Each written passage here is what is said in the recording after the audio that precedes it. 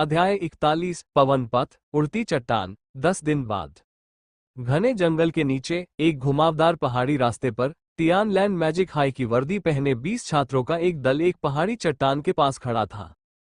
चाहे उन्होंने कितनी भी शिकायत की हो और असंतुष्ट महसूस किया हो, फिर भी वे बाउंटी के मार्ग पर चलते रहे। पलक झपकते ही 10 दिन बीत गए। इन 10 दिनों में वे बाधाओं को पार करते हुए, बड़े बड़े पहाड़ों और जंगलों से गुजरते हुए आगे बढ़ते रहे। उन्होंने जो कष्ट सहे वह अविश्वसनीय था। यह मुख्य सैन्य प्रशिक्षक, मैं सचमुच उसे कोसना चाहता हूं कि उसने हमें ऐसी दूर जगह पर भेज दिया। वांग सानपांग हांफते हुए नीचे बैठ गया और अपनी टोपी से खुद को हवा करने लगा। हाँ, बकवास। बात तो यह है कि हमने अभी तक 30 किलोमीटर कैसे पूरे नहीं किए। क्या ये 10वां दिन नहीं है? जिराफ की गर्दन वाले झांग शुहुआ ने पूछा। अगर यह सीधी रेखा होती तो 30 किलोमीटर की दूरी होती। हमें पहाड़ियां चढ़नी पड़ी, घाटियां पार करनी पड़ी और पहाड़ों के चक्कर लगाने पड़े। इस तरह की सड़क 30 किलोमीटर से भी ज्यादा लंबी होती है, झांग शियाओहो ने बताया। मो फैन जिस दस्ते में था, उसमें कुल 20 लोग थे। प्रैक्टिकल मिशन छात्रों द्वारा पूरा किया जाना था, इसलिए न तो कोई शिक्षक दस्तों का नेतृत्व कर रहा था और न ही कोई सैन्य प्रशिक्षक उनके पीछे चल रहा था। उन्हें बस एक नक्शा दिया गया था। पिछले कुछ दिनों की यात्रा की कठिनाई के कारण सभी लोग आदिवासियों जैसे लग रहे थे। उनके चेहरे गंदगी से सने हुए थे और वे पसीने से तरबतर थे। इस नदी घाटी को पार करने के बाद हम मुख्य सैन्य प्रशिक्षक द्वारा बताई गई सौघास घाटी से बहुत दूर नहीं होंगे, कक्षा प्रतिनिधि जोमिन ने मानचित्र को पकड़ते हुए कहा। शीट, हम इस नदी घाटी से कैसे गुजरेंगे? उड़कर? वैसे भी ये कम से कम 10 मीटर चौड़ी है, वांग सानपांग सबसे पहले चिल्लाया। इस समय उनके सामने एक चट्टान थी। पहाड़ के दूसरी तरफ की चट्टान उनके ठीक सामने थी। हालांकि नीचे तेज और उफनती नदी भयावह थी। चट्टानों से टकराते पानी की गर्जना की आवाजें बहुत साफ सुनाई दे रही थीं। हम क्या करें? हम बीच में ही हार नहीं मान सकते। हम घर चले जाएं तो बेहतर होगा। अभी और भी समूह है, हो सकता है वे इसे खत्म कर दें। जिराफ की गर्दन वाले झांग शुहुआ ने कहा। तुम में हिम्मत नहीं है, तुम दूसरों पर कैसे भरोसा कर सकते हो? झोमिन ने तुरंत उसे डांटा। तो फिर आप ही बताइए कि हमें क्या करना है। हम में से कोई भी इस चट्टान को पार नहीं कर सकता, झांग शुहुआ ने शिकायत की। ओह ठीक है, झांग यिंगलू, क्या तुम पवन जादूगर नहीं हो? तुम कूदने की कोशिश क्यों नहीं करते? इस क्षण में जू झाओटिंग ने अपने बगल में पोनीटेल वाली एक लड़की की ओर देखा। झांग यिंगलू नाम की लड़की का चेहरा तुरंत पीला पड़ गया और उसने शर्माते हुए कहा, नहीं, मैं नहीं कूदूंगी। अगर मैं गिर गई तो क्या होगा?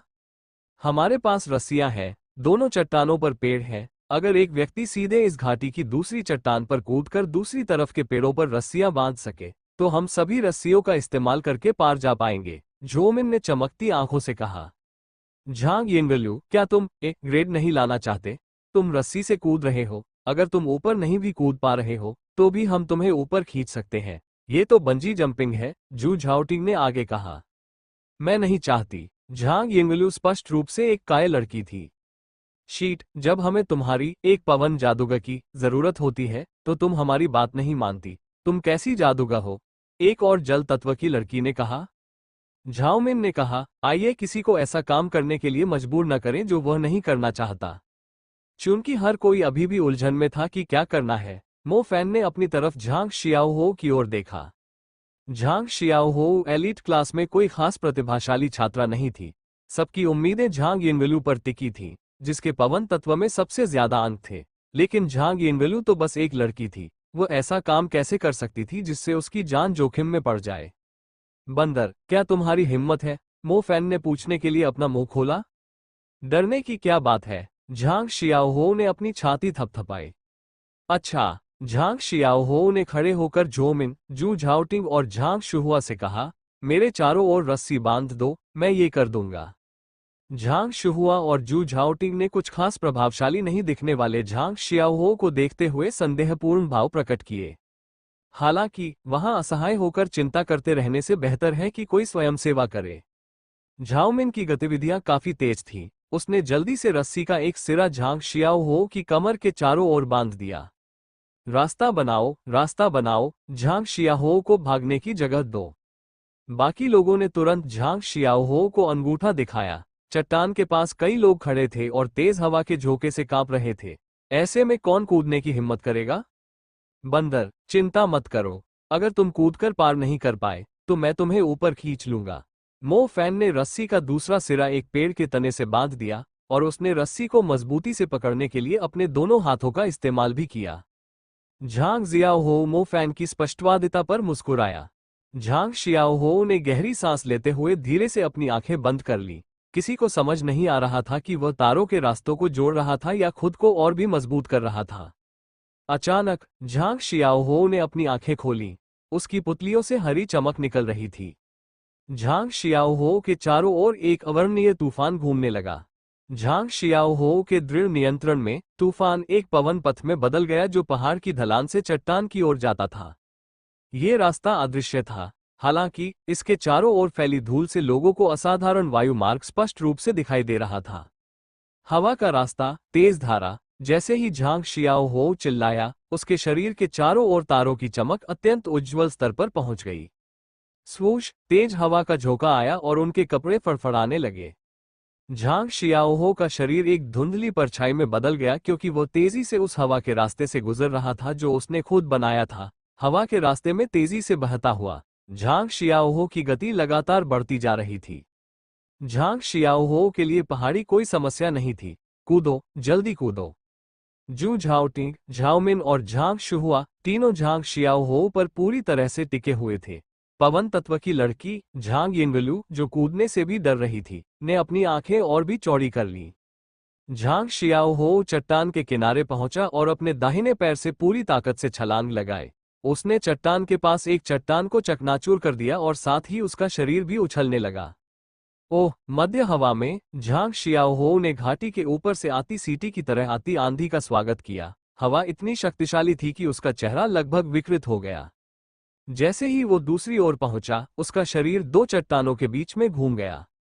इस समय मो फैन ने रस्सी को कसकर पकड़ लिया। अगर झांग शियाओहो बच नहीं पाता तो उसे खींचना ही पड़ता, वरना वह चट्टान के नीचे ऊबड़ खाबड़ पत्थरों से टकरा जाता। शेष 19 लोगों ने अपने सिर ऊपर उठाए और छलांग लगाते हुए झांग शियाओहो को देखा। वे सभी चिंतित थे। अंततः झांग शियाओहो ने रोल करना शुरू कर दिया। उसका पैर दूसरी चट्टान के किनारे पर जोर से टकराया, उसका शरीर आगे की ओर लुढ़कता रहा। धमाका! अंत में वो चट्टान के दूसरी ओर एक बड़े पेड़ से टकरा गया, जबकि दूसरी ओर खड़े सभी लोग उसे देखते रह गए। झांग शियाओहो की आंखें टेढ़ी हो गईं और वह तुरंत चट्टान के दूसरी ओर खड़े छात्रों की ओर एक सरल और ईमानदार मुस्कान के साथ देखने लगा। उस समय उसका रूप बेहद मजेदार लग रहा था। यद्यपि उनका रूप रंग अजीब लग रहा था, लेकिन छात्रों की झांग शियाओहो के बारे में धारणा कहीं बेहतर थी। 20 लोग थे और उनमें से सिर्फ 4 पवन जादूगर थे। सिर्फ झांग जियाओहो ही था जिसने कूदने की हिम्मत की। इस तरह की स्थिति में यदि अन्य पवन जादूगरों के ग्रेड बेहतर हों तो क्या होगा? बंदर, अच्छा काम किया! मो फैन सबसे पहले चिल्लाया। झाओमिन, झांग शुहुआ, वांग सानपांग और अन्य लोगों ने तुरंत झांग शियाओहो को अंगूठा दिखाया। हम आ रहे हैं। जू झाओटिंग रस्सियों पर चढ़ने वाले पहले व्यक्ति थे। बाकी 19 लोग भी घाटी के दूसरी ओर सफलतापूर्वक चढ़ गए। ये प्रैक्टिकल्स की पहली परीक्षा में सफलता थी क्योंकि वे अपनी मंजिल 100 ग्रास वैली पहुंच गए थे। 20 लोगों के 3 समूहों के घाटी से गुजरने के बाद पुआल की टोपी पहने एक आदमी घाटी के जंगल में एक पेड़ से नीचे कूद पड़ा। उसके हाथ में एक स्कोरबोर्ड था। जब उसने अपनी जरूरत की चीजें दर्ज कर ली तो वो जल्दी से जंगल से निकलकर एक खाली घास के मैदान की ओर चल पड़ा। तीनों समूह पास हो गए हैं। उनमें से एक झांग शियाओहो नाम का पवन तत्व का छात्र था, जो असाधारण रूप से उल्लेखनीय रहा है। पुआल की टोपी वाला आदमी एक तंबू में अंदर बैठे आदमी के पास गया और बोला, अगर छात्र यहाँ होते तो उन्हें ये देखकर आश्चर्य होता कि उनके प्रैक्टिकल शिक्षक और सैन्य प्रशिक्षक दोनों वहां मौजूद थे। वे सभी आराम से बैठे थे, नाश्ता कर रहे थे और शराब पी रहे थे। ओह! झानकोंग ने अपनी भौहें सिकोड़ी। झानकोंग के अनुसार उनमें झांग शियाओहो नाम का कोई भी पवन तत्व का छात्र नहीं था जिसकी साधना उच्च थी। खैर, ये तो सामान्य बात थी। साधना तो बस नींव थी। जादूगर का सबसे जरूरी हिस्सा तो असल में उसका दिमाग और उसका साहस था। इस नाम पर ध्यान दें, हम इसे उच्च ग्रेड दे सकते हैं। झानकोंग ने अपने बगल में बैठे सहायक सैन्य प्रशिक्षक पान लिजुन की ओर कहा। पान लिजुन ने अपना सिर हिलाया और जल्दी से झांग शियाओहो का नाम नोट कर लिया। हाँ, गढ़ के युद्ध जादूगरों को निश्चित रूप से पता है कि कैसे खेलना है। झांग जियानगुओ हंसा। हाँ, सबसे पहले हम छात्रों को सीधे बड़े पहाड़ों पर भेजते हैं और उन्हें यह एहसास दिलाते हैं कि उन्हें किसी भी तरह की मदद नहीं मिलेगी। और फिर हम चुपचाप उनका पीछा करते हैं और मिशन पूरा करने की प्रक्रिया के दौरान ज्यादा प्रतिभाशाली छात्रों को ढूंढते हैं और उसके अनुसार उन्हें ग्रेड देते हैं। इससे बेहतर आइडिया और क्या हो सकता था? चेन वेलियांग भी मुस्कुराए। हाँ, अतीत की निष्क्रियता की तुलना में ये स्पष्ट रूप से एक छात्र की गुणवत्ता को प्रतिबिंबित कर सकता है। श्रीमती तांग्यू ने भी सहमति में सिर हिलाया। यदि वे 100 छात्र जिनकी इतनी बदनामी हुई कि वे कूड़े की तरह बोलने लगे थे, ये जान ले कि उनके शिक्षकों ने प्रशिक्षकों के साथ मिलकर ये सब किया है, तो कौन जानता था कि वे किस तरह के चेहरे सामने लाएंगे। शिक्षक और सैन्य प्रशिक्षक स्वाभाविक रूप से उन्हें अनदेखा नहीं कर सकते थे। फिलहाल वे जो कुछ सीख रहे थे वो शहर के बाहरी इलाकों में उनके जीवित रहने के लिए काफी नहीं था। लेकिन अगर उन्हें ऐसा माहौल न दिया जाए जहां वे खतरे का अनुभव कर सकें, तो वे कभी भी उससे बच नहीं पाएंगे। इसलिए सबसे अच्छा तरीका यही होगा कि उनके साथ पहले क्रूरता से पेश आया जाए और फिर चुपके से उनका पीछा किया जाए। अगर कोई दुर्घटना होती तो वे तुरंत मदद कर सकते थे। चीफ जानकोंग, आपने मुझे लगभग धोखा दे दिया था। मुझे लगा था कि आप सचमुच बेरहम होंगे और एक भी छात्र को प्रैक्टिकल पास नहीं करने देंगे। उप सैन्य प्रशिक्षक पान लिजुन ने कहा। तुम गलत हो। जो लोग प्रैक्टिकल के दौरान बेकार रहेंगे वे पास नहीं होंगे, जानकोंग ने सीधे तौर पर कहा। यह एक इनाम है, कोई भी इसे पूरा करने में सक्षम नहीं है। चेन वेलियांग ने कहा, हाँ, मुझे लगता है कि मॉन्स्टर वाइन क्षेत्र से गुजर पाना उनके लिए पहले से ही बहुत अच्छा है। जाहिर है, अगर यह असली इनाम होता तो वे इसे पूरा नहीं कर पाते। उनकी तो बात ही छोड़िए, यहाँ के सैन्य प्रशिक्षक भी इसे पूरा नहीं कर पाते, जानकोंग ने मुस्कुराते हुए कहा। सैन्य प्रशिक्षक भी इसे पूरा नहीं कर पाएंगे? इसका क्या मतलब है? झांग जियानगुओ ने हैरानी से पूछा। यह इस तरह है, चूंकि हम एक आंख वाले जादुई भेड़िए की मांद को छात्रों के लिए ठिकाना बना रहे हैं, इसलिए हमें यह सुनिश्चित करना होगा कि वहां एक आंख वाले जादुई भेड़िए का कोई अवशेष न हो। इसलिए हमने मांद की रखवाली के लिए एक सम्मानकर्ता तैनात किया है। सम्मानकर्ता जादूगर दरअसल छात्रों के लिए आखिरी परीक्षा है। मांद में असल में कोई जादुई जानवर नहीं है, लेकिन एक बुलाया हुआ जानवर जरूर है, लुओ युनबो ने मुस्कुराते हुए कहा। जैसे ही शिक्षकों के समूह ने ये सुना, उनकी आंखें चमकने लगीं। शिक्षकों के प्रमुख चेन वेलियांग ने तुरंत ताली बजाना शुरू कर दिया। स्मार्ट, बहुत स्मार्ट, ये चाल अविश्वसनीय रूप से स्मार्ट है। जू मुशेंग ने भी जोर से सिर हिलाया। हाँ, हम छात्रों को अभी असली जादुई जानवर का सामना नहीं करने दे सकते, क्योंकि इससे कई लोग हताहत होंगे। ये प्रयोग छात्रों को जादुई जानवर के प्रति अपनी प्रतिक्रियाएं नियंत्रित करने के लिए है। अगर वे जादुई जानवर का सामना नहीं करेंगे तो प्रयोग का असर नहीं होगा। वहां एक समनकर्ता जादूगर को रखना और उसे जादुई जानवर की भूमिका निभाने के लिए एक जानवर को बुलाने के लिए कहना बेहद उपयुक्त है। इस तरह वे असली जादुई जानवर का सामना करने वाले छात्रों की अधिकतम दक्षता प्राप्त कर पाएंगे, साथ ही उनकी सुरक्षा भी सुनिश्चित होगी। बॉस जानकोंग, इतना शानदार प्रैक्टिकल टेस्ट तैयार करने के लिए मैं आपका बहुत आभारी हूं। मुझे विश्वास है कि इस बार छात्रों को जरूर फायदा होगा। जू मुशेंग ने हल्की मुस्कान के साथ कहा। यह मेरा दायित्व है। इसकी बात करें तो केवल एक ही बुलाया गया जानवर है। क्या होगा अगर छात्र हमारी कल्पना से भी ज्यादा क्रूर हो जाएं और अपनी संयुक्त शक्ति से बुलाए गए जानवरों को हरा दें? श्रीमती तांग्युए खुद को रोक नहीं पाई और पूछ बैठी। श्रीमती तांग्यू, आप बहुत ज्यादा सोच रही है। तियानलैन मैजिक हाई स्कूल में हमारे 20 साल के अध्यापन में एक भी छात्र ऐसा नहीं रहा जो किसी जादुई जानवर से पहली मुलाकात में ही अपना जादू ठीक से चला सके। अगर हम एक कदम पीछे हटकर देखें तो भले ही वे अपने जादू के मंत्र चला पा रहे हों, ये छात्र सिर्फ अपना प्राथमिक कौशल ही चला पा रहे हैं, जो किसी बुलाए गए जानवर की मांसपेशियों को घायल नहीं कर सकता, झांग जियानगुओ ने आत्मविश्वास से कहा। हाँ, तत्वों में सबसे शक्तिशाली अग्नि और बिजली है। केवल जू झाओटिंग, जो बिजली का जादूगर है, बुलाए गए जानवर को थोड़ी सी चुनौती दे सकता है, जबकि अग्नि विस्फोट ज्यादा से ज्यादा मांस के घाव दे सकता है, चेन वेलियांग ने हंसते हुए कहा। शिक्षक और प्रशिक्षक एक एक करके हंसने लगे। वास्तव में वे प्रत्येक छात्र की खूबियों को लेकर बहुत स्पष्ट थे। इस बार प्रैक्टिकल्स का मिशन पूरा करना असंभव था। वे बस यही चाहते थे कि छात्र मिशन की प्रक्रिया के दौरान विकसित हों। कम से कम वे मिशन के दौरान अपने सभी अनुभवों को नोट तो कर पाएंगे। श्रीमती तांग्यू बिल्कुल नहीं हंसी। उन्होंने दूर कोहरे से ढकी घाटी की ओर देखा। मो फैन के पास स्टारडस्ट मैजिक टूल पूरे 1 साल से है। मुझे आश्चर्य है कि क्या उसका फायर बर्स्ट किसी उच्च स्तर पर पहुंच गया है। अगर ऐसा है तो वह एकमात्र छात्र हो सकता है जो बुलाए गए जानवर को घायल करने में सक्षम है, इसलिए एस ग्रेड प्राप्त करना कोई समस्या नहीं होनी चाहिए, तांग्यू ने मन ही मन सोचा। इसके तुरंत बाद तांग्यू ने भी अपना सिर हिलाया। जब आप किसी क्रूर जादुई जानवर के खिलाफ हों तो पूरी तरह से जादू कर पाना पहले से ही काफी अच्छा होगा। तांग्यू की बस यही इच्छा थी कि बुलाए गए जानवर के चरण में 100 कुलीन छात्र नष्ट न हो। ऐसा इसलिए था क्योंकि अगर वे जादू कर पाते तो झानकोंग उन्हें प्रैक्टिकल क्लास में अपग्रेड देता। कई वर्षों से प्रैक्टिकल परीक्षा में किसी छात्र को प्रशिक्षक से अपग्रेड ही सबसे अधिक मिलता था। घाटी से गुजरने और लोगों से भी ऊंचे खरपतवारों के बीच से गुजरने के बाद अंततः सभी लोग 100 घास वाली घाटी में पहुंच गए। 100 ग्रास वैली में कई प्रवेश द्वार थे। अगर आपको खड्ड से गुजरना होता था तो आपको उन संकरे घुमावदार रास्तों से होकर गुजरना पड़ता था। इस रास्ते पर इतना रतन क्यों है? ये सब पहाड़ की चोटी से नीचे गिर रहे हैं, ये घिनौना लग रहा है। अधिक नाजुक लड़कियों ने तुरंत फुसफुसाना शुरू कर दिया। इस संकरी पगडंडी की जमीन पर पेड़ों की टहनियां और घास की लताएं आपस में गुंथी हुई थी। कुछ दूर से देखने पर अजगर जैसी लग रही थी, कुछ जमीन पर उलझी हुई थी, मानो वे काले अजगरों की मांद में चली गई हो।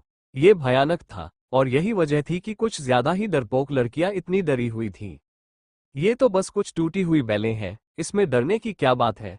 आओ, मेरे पीछे आओ। वांग सानपान के लिए अपना वीरतापूर्ण पक्ष दिखाने का समय आ गया था, क्योंकि वो आत्मविश्वास से अकेले ही आगे की ओर चल पड़ा। वांग सानपान का फूला हुआ शरीर कलाई के आकार की बेलों को तोड़ता हुआ आगे बढ़ रहा था। उनका शरीर वाकई इस तरह का रास्ता खोलने के लिए बिल्कुल उपयुक्त था। अगर वो पार कर सकते थे तो बाकी छात्र भी पार कर सकते थे। आह, ये क्या हो रहा है? अरे यार, मेरी मदद करो, मेरी मदद करो। अचानक वांग सानपांग ने एक ऐसी आवाज निकाली जो अंदर से पीटे जा रहे कुत्ते जैसी लग रही थी। चारों ओर देखते हुए छात्र अनजाने में ही कई कदम पीछे हट गए, साथ ही उनके रोंगटे भी खड़े हो गए। ऐसा लग रहा था जैसे वे बैलें हिल सकती हैं। रास्ते में आते ही इन घुमावदार लताओं ने वांग सानपान को झट से बांध लिया। वांग सानपान का मोटा शरीर उलट पुलट हो गया।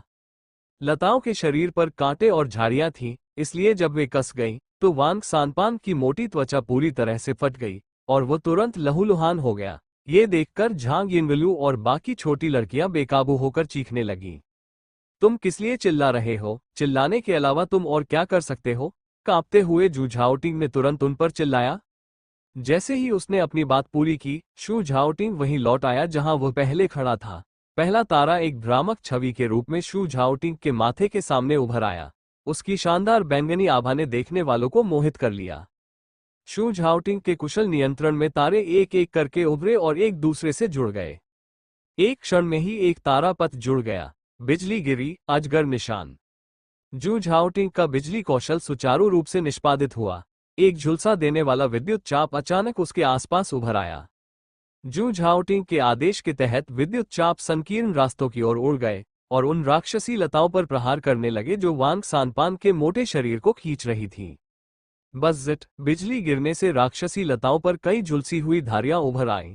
हालांकि वनस्पति तत्व वाले राक्षसी जानवर बिजली के हमले से नहीं डरे, फिर भी वे थोड़ा पीछे हट गए और बिना किसी डर के वांग सानपान को घसीटते रहे। मुझे बचाओ, बचाओ! वांग सानपान की चीख में सिसकियां भरी हुई थीं। हालांकि इसके बाद उसके मुंह पर बेल की एक पट्टी बंध गई, जिससे उसकी चीखें दब गईं। छात्रों के बीच तुरंत अराजकता फैल गई। जू झाओटिंग के बिजली के प्रहार का कोई प्रभाव नहीं पड़ा। अब वे उस राक्षसी बेल को कैसे रोकेंगे? आह! फिर एक और चीख उठी। पता चला कि राक्षसी बैलें सिर्फ वांग सानपान से संतुष्ट नहीं थीं, क्योंकि वे पहले ही एक दुबली पतली और नाजुक लड़की को निशाना बना चुकी थीं। जेन युंगसिया नाम की उस लड़की के टखने बेलों में फंस गए थे। जेन युंगसिया एक जल तत्व जादूगरनी थी। समस्या ये थी कि वह अपने तारों को जोड़ने से भी डरती थी और जादू भी नहीं कर पाती थी। घबराओ मत, मुझे उन्हें संभालने दो, कक्षा प्रतिनिधि झोमिन चिल्लाया। झोमिन के शरीर के पास एक अग्नि तत्वीय तारापथ तेजी से बन रहा था। इसने मूल रूप से बहादुर और खतरनाक झोमिन में एक उग्र और आवेगपूर्ण स्वभाव जोड़ दिया। आग का विस्फोट। झोमिन के हाथ से आग का एक गोला निकला। इससे पहले कि वह उसे फेंकती, आग का गोला राक्षसी लताओं के बीच फेंका गया और तुरंत जलने की आवाज उठी।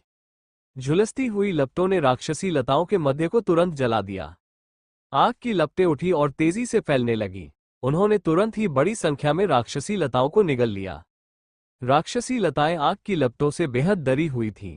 ज़ोमिन के अग्नि विस्फोट करने के बाद राक्षसी लताएं तेजी से पीछे हट गई, मानो उन्होंने कोई भूत देख लिया हो। राक्षसी लताओं ने वांग सांपान को भी तेजी से ढीला कर दिया और वह जमीन पर गिर पड़ा। गनीमत रही कि वह अपने गोल मोटे पेट के बल गिरा, वरना उसका चेहरा जरूर खराब हो जाता। यह अद्भुत था। क्लास प्रतिनिधि, अग्नि तत्व तुलनात्मक रूप से अच्छा है। वे राक्षसी बैलें तुरंत पेशाब करते हुए भाग गईं। हाँ, क्लास रेप बहुत शक्तिशाली है। जैसे ही छात्रों के समूह ने देखा कि अधिकांश राक्षसी बैलें पीछे हट रही हैं, उनमें से प्रत्येक ने प्रशंसा करना शुरू कर दिया।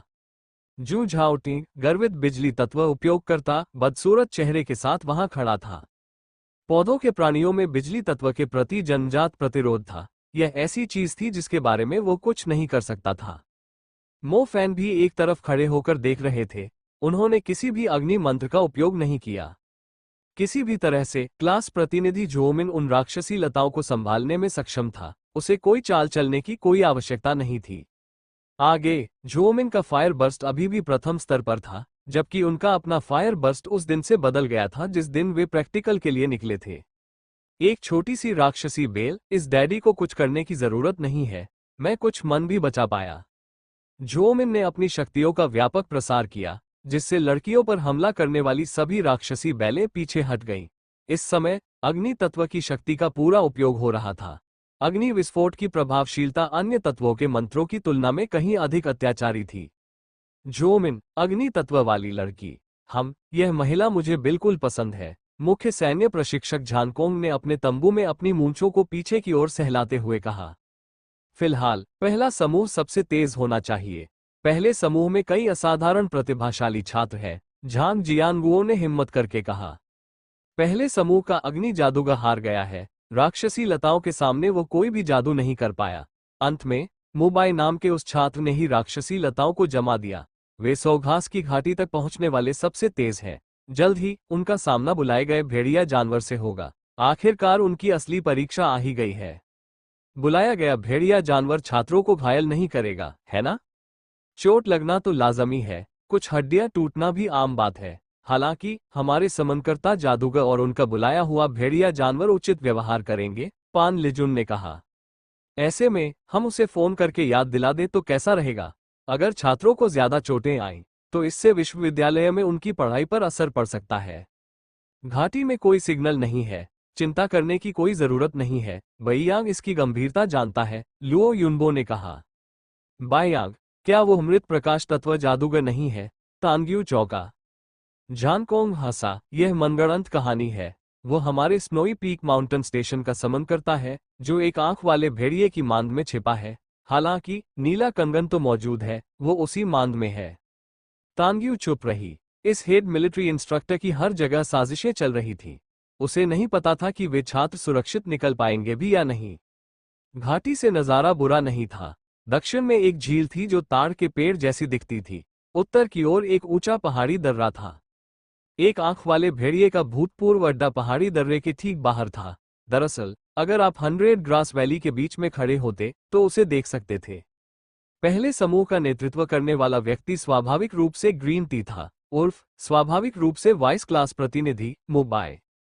इस बार प्रैक्टिकल्स में म्यूबाई ग्रुप के हर एक व्यक्ति को सफलतापूर्वक अपने वश में करने में कामयाब रहा। लड़कियां उसकी और भी ज्यादा प्रशंसा करने लगीं।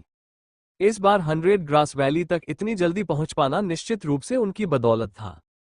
गुफा वहीं है। मुझे लगा था कि यह इनाम पाना मुश्किल होगा, लेकिन लगता है हमें अपनी मंजिल आसानी से मिल गई, झाओ कुनसान ने हंसते हुए कहा।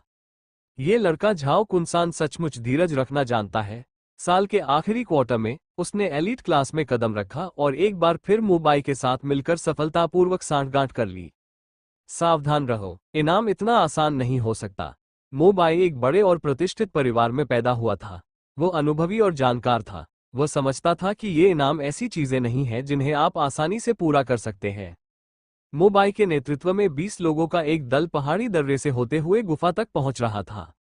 दर्रे के बाहर एक छोटा सा झरना था, जिसका तालाब लगभग आधा भरा हुआ लग रहा था। खोह पहले से ही नजर आ रही थी। उसका प्रवेश द्वार बहुत बड़ा था। ये शहर के नीचे के रास्ते के लगभग बराबर आकार का था। मांद के अंदर गहरा अंधेरा था। ऐसा अंधेरा लोगों में अंधेरे या अनजानी चीजों का डर पैदा कर सकता था। इसके अलावा मांद के अंदर से अशुभ हवा बह रही थी, जिससे रोंगटे खड़े हो रहे थे।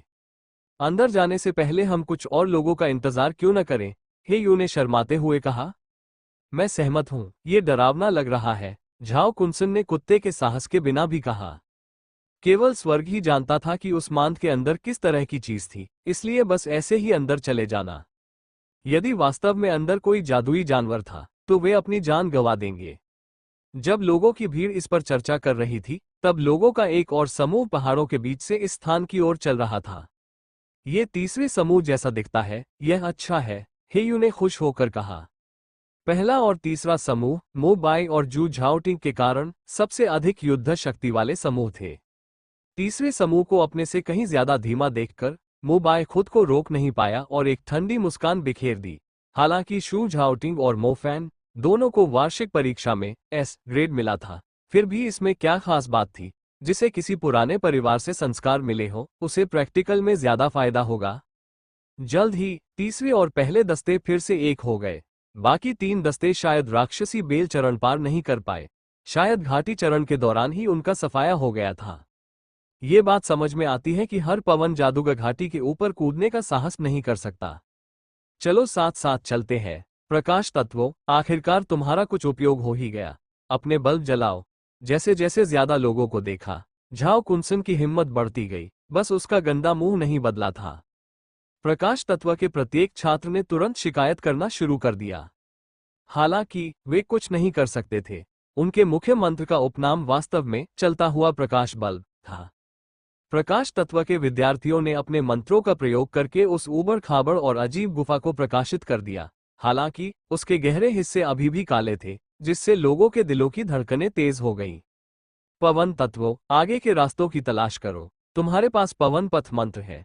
अगर कोई भी परिस्थिति आए, तो तुम तुरंत निकल सकते हो। जैसी कि उम्मीद थी, एक पैतृक कुल से होने के कारण मो बाई जानता था कि दस्ते को कैसे उचित रूप से विभाजित किया जाए। पवन तत्व के छात्रों ने भी कुछ नहीं कहा। झाओ कुनसान, झांग यिंगलू और यांग शिनतियन भी आगे चलने लगे। भाई फैन, मैं रास्ते खोजने के लिए आगे जा रहा हूँ। आप क्या देख रहे हैं? झांग शियाओ हो एक पवन तत्व उपयोग करता था, इसलिए स्वाभाविक रूप से उसे रास्ते खोजने का मिशन सौंपा गया था। इतने बड़े समूह वाली गुफा में किसी का भी नेतृत्व करना तो दूर की बात थी। अगर वे किसी स्थिति का सामना करते भी, तो वे आपस में ही उलझन पैदा करते। मो बाई का फैसला वाकई सही था। मो फैन अभी भी गुफा के प्रवेश द्वार पर खड़ा था और उसकी नज़र प्रवेश द्वार के सामने तालाब पर टिकी हुई थी। पिछले कुछ दिनों से बारिश हो रही है, इसलिए तालाब में पानी सामान्य रूप से मौजूद है। हालांकि मो फैन को एक बहुत ही अजीब बात पता चली। तालाब के किनारे पानी के निशान है। इसका मतलब है कि तालाब का पानी उस स्तर पर था। पानी के निशान अभी भी दिखाई दे रहे हैं और आधे दिन में जल स्तर में इतनी गिरावट नहीं आनी चाहिए थी। अगर यह वाष्पित हो जाता, तो वाष्पीकरण की गति इतनी तेज नहीं होती। मो फैन ने मन ही मन कहा। झांग शियाओ ने कहा, क्या ये हो सकता है कि पहले दस्ते के लोगों ने कुछ पानी बाहर निकाला हो? मो फैन ने आगे कहा, हम सभी ने झील से पानी निकाल लिया है। अब हमें इसे एक बार फिर लाने के लिए पहाड़ पर आने की कोई जरूरत नहीं है। तो आपका मतलब है? झांग जियाओहो ने मो फैन को शायद ही कभी इतना गंभीर देखा हो। मुख्य प्रशिक्षक ने पहले भी कहा था, इस जगह पर एक आंख वाले भेड़ियों का एक समूह रहता था। प्रवेश द्वार के पास वाला ये तालाब ही वो जगह होगी जहां वे पानी पीते होंगे। पिछले कुछ घंटों में पानी का स्तर कम हो गया है और पानी के निशान अभी भी यहां मौजूद है, मो फैन ने सोचा। झांग शियाओहो बेवकूफ नहीं था। वो मो फैन की बात का मतलब कैसे नहीं समझ पाया। वो इतना डर गया था कि उसका चेहरा पीला पड़ गया। भाई फान, कृपया मुझे डराए नहीं। आप कह रहे हैं कि इस गुफा के अंदर अभी भी कुछ है और वह अभी कुछ देर पहले ही यहाँ पानी पीने आया है ना? झांग शियाओहो ने लगभग हकलाते हुए पूछा। मो फैन ने आगे कहा, पानी का स्तर इतना नीचे जाने का मतलब है कि इस जीव का शरीर खास तौर पर बड़ा है, या इसका मतलब है कि एक से ज्यादा जीव है। झांग शियाओहो के दांत किटकिटाने लगे। जाओ, हो सकता है कि मैं बहुत ज्यादा घबरा रहा हूं। मो फैन ने ताली बजाई जैसे ही वो गुफा में प्रवेश करने वाले लोगों के समूह के पास पहुंचा। झांग शियाओहो जल्दी से समूह के सामने दौड़ा और मो बाई, जू झाओटिंग और झोमिन को मो फैन की खोज के बारे में बताया। हालांकि इससे पहले कि झांग शियाओहो अपनी बात पूरी कर पाता, गुफा के अंदर से अचानक मछली जैसी गंध आने लगी, जिसने 40 छात्रों के चेहरों पर अपनी दुर्गंध फैला दी। ऐसा लग रहा था जैसे कोई बड़ी लहर उन पर टूट पड़ने वाली हो। उनके बाल और कपड़े बिखरे हुए थे और उनके चेहरों पर नमी जमा हो रही थी। आओ, आओ! गुफा की गहराई से दो डरावनी और क्रूर चीखें आईं। उस क्षण ऐसा लगा जैसे सभी को समझ आ गया कि चिपचिपी भाप वाली यह महान सांस क्या थी। हे भगवान, ये किसी जादुई जानवर की दहाड़ से निकली लार थी। 40 छात्र चौंक गए, उनके शरीर सदमे से अकड़ गए। अगले ही पल उनके चेहरे उस भय में बदल गए जिसे उन्होंने अपने दिल की गहराई में दबा रखा था। जादुई जानवर, यह एक जादुई जानवर है। स्कूल में उन्हें अक्सर जादुई जानवरों के बारे में पढ़ना पड़ता था। उन्होंने अपने मन में जादुई जानवरों के खिलाफ अपनी भावी लड़ाइयों के बारे में कई बार सोचा था। लेकिन एक बार जब उन्होंने गुफा के सबसे गहरे हिस्से से दो अदम्य निगाहों को अपने ऊपर पड़ते देखा, तो उनके दिमाग खाली हो गए। प्रकाश जादूगर का प्रकाश अभी भी हवा में तैर रहा था, जो उनके सामने की गुफा को प्रकाशित कर रहा था। अचानक अंधेरे से एक रोएदार हरा पैर निकला। उसके पंजे जमीन में गड़े चाकू जैसे तीखे थे। इसके बाद उसने धीरे धीरे अपना सिर ऊपर उठाया, मडराती हुई रोशनियों की रोशनी की मदद से खुद को प्रकट किया। भयंकर दांतों की कतारें दिखाई दी, और भी चौंकाने वाली बात यह थी कि उसके आगे के नुकीले दांत ऊपरी जबड़े से लेकर निचले जबड़े तक फैले हुए थे, जिससे छात्रों की नजर में उसकी उपस्थिति पूरी तरह से उजागर हो गई। दो तलवार जैसे नुकीले दांतों से हरी लार टपक रही थी, जिससे पता चल रहा था कि यह चीज इस समय भूख से मर रही थी। उस खूंखार और डरावने भेड़िए की गर्दन एक आम भेड़िए से भी ज्यादा मजबूत थी, ऊंट से भी लंबी थी, और उसका शरीर चट्टान जैसी मजबूत मांसपेशियों वाला था। उसके पूरे शरीर पर गहरे नीले रंग का फर था जो सुइयों की तरह नुकीला था। ये जादुई जानवर 40 छात्रों के सामने खड़ा था। उसकी आंखें पूरी तरह से उन्हें देख रही थी, जैसे कि वे व्यंजन स्वेच्छा से उसके लिए वितरित किए जा रहे हों। भागो! किसी की आवाज कांप उठी जब वो चिल्लाया। अगले ही पल जादू के छात्रों का ये समूह डरे हुए मुर्गियों में बदल गया। भागने की जल्दी में वे आपस में टकरा रहे थे और लड़खड़ाते हुए पहाड़ी गुफा से भाग रहे थे। जल्दी भागो! तुम अभी भी वहां क्यों खड़ी हो? झांग शियाओहो ने हेयू की तरफ देखा, जो सचमुच बुरी तरह डर गई थी। बिना कुछ कहे उसने लड़की का हाथ पकड़ लिया। हवा, हवा, हवा का निशान, चादर। झांग शियाओहो ने अपना मंत्र पूरा करने की कोशिश की, लेकिन उसका दिल बहुत तेजी से धड़क रहा था, इसलिए वो अपना मंत्र पूरा नहीं कर पाया। अपने पूर्व अभ्यास से वो पहले से ही स्टार पात्जर को कुशलता से पूरा करने में सक्षम था। झांग शियाओहो को लगता था कि जादू एक ऐसी चीज है जिसे वो आसानी से संभाल सकता है। हालांकि जब वो एक भयानक जादुई जानवर से 20 मीटर दूर था, तो उसे एहसास हुआ कि उसने जो कुछ भी सीखा था वो पूरी तरह से बकवास था। पहले आज्ञाकारी रहे तारे भी जंगली हिरणों की तरह डर गए, क्योंकि वे उसकी तारा धूल में अफरा तफरी में घूम रहे थे। इस समय कोई भी छात्र अपना जादू नहीं कर पा रहा था, और सभी ने अपनी मूल जीवित प्रवृत्ति का पालन करते हुए गुफा के निकास की ओर भागे। भाई फैन, जल्दी भागो! झांग शियाओहो ने कठोर हेयू को खींचा और गुफा के निकास की ओर भागा। इस समय मो फैन भी भाग रहे बाकी छात्रों से अलग नहीं था, जो चिल्ला रहे थे, रो रहे थे, यहाँ तक कि जिनकी पैंट गीली हो गई थी। वे सब आपस में उलझे हुए थे। इन परिस्थितियों में वह भी एक ही था, इस मायने में कि वह जादू करने पर अपना पूरा ध्यान केंद्रित नहीं कर पा रहा था। अच्छा नहीं, मुझे भी दौड़ना है। मो फैन छठे तारे को जोड़ने का काम पूरा कर पाया, लेकिन जब वह 7वें तारे को जोड़ने ही वाला था, तो जादुई जानवर की दहाड़ से उसका ध्यान भंग हो गया। ऐसे में वो जादू का इस्तेमाल कैसे कर सकता था? चूंकि उसके पास कोई और विकल्प नहीं था, इसलिए उसने अपने बगल में खड़े झोमिन को पकड़ लिया। मुझे जाने दो, मुझे इस एक आंख वाले जादुई भेड़िए को रोकने दो। तुम सब जल्दी से शांत हो जाओ। झोमिन वाकई एक सख्त लड़की थी जिसे अपनी जान की परवाह नहीं थी। क्या तुम्हारे सिर में कुछ गड़बड़ है? मो फैन ने सीधे झोमिन को पकड़ लिया और उसे दूर ले गया। हालांकि झोमिन देखने में कठोर लग रही थी, पर असल में वो एक कमजोर सी बच्ची थी।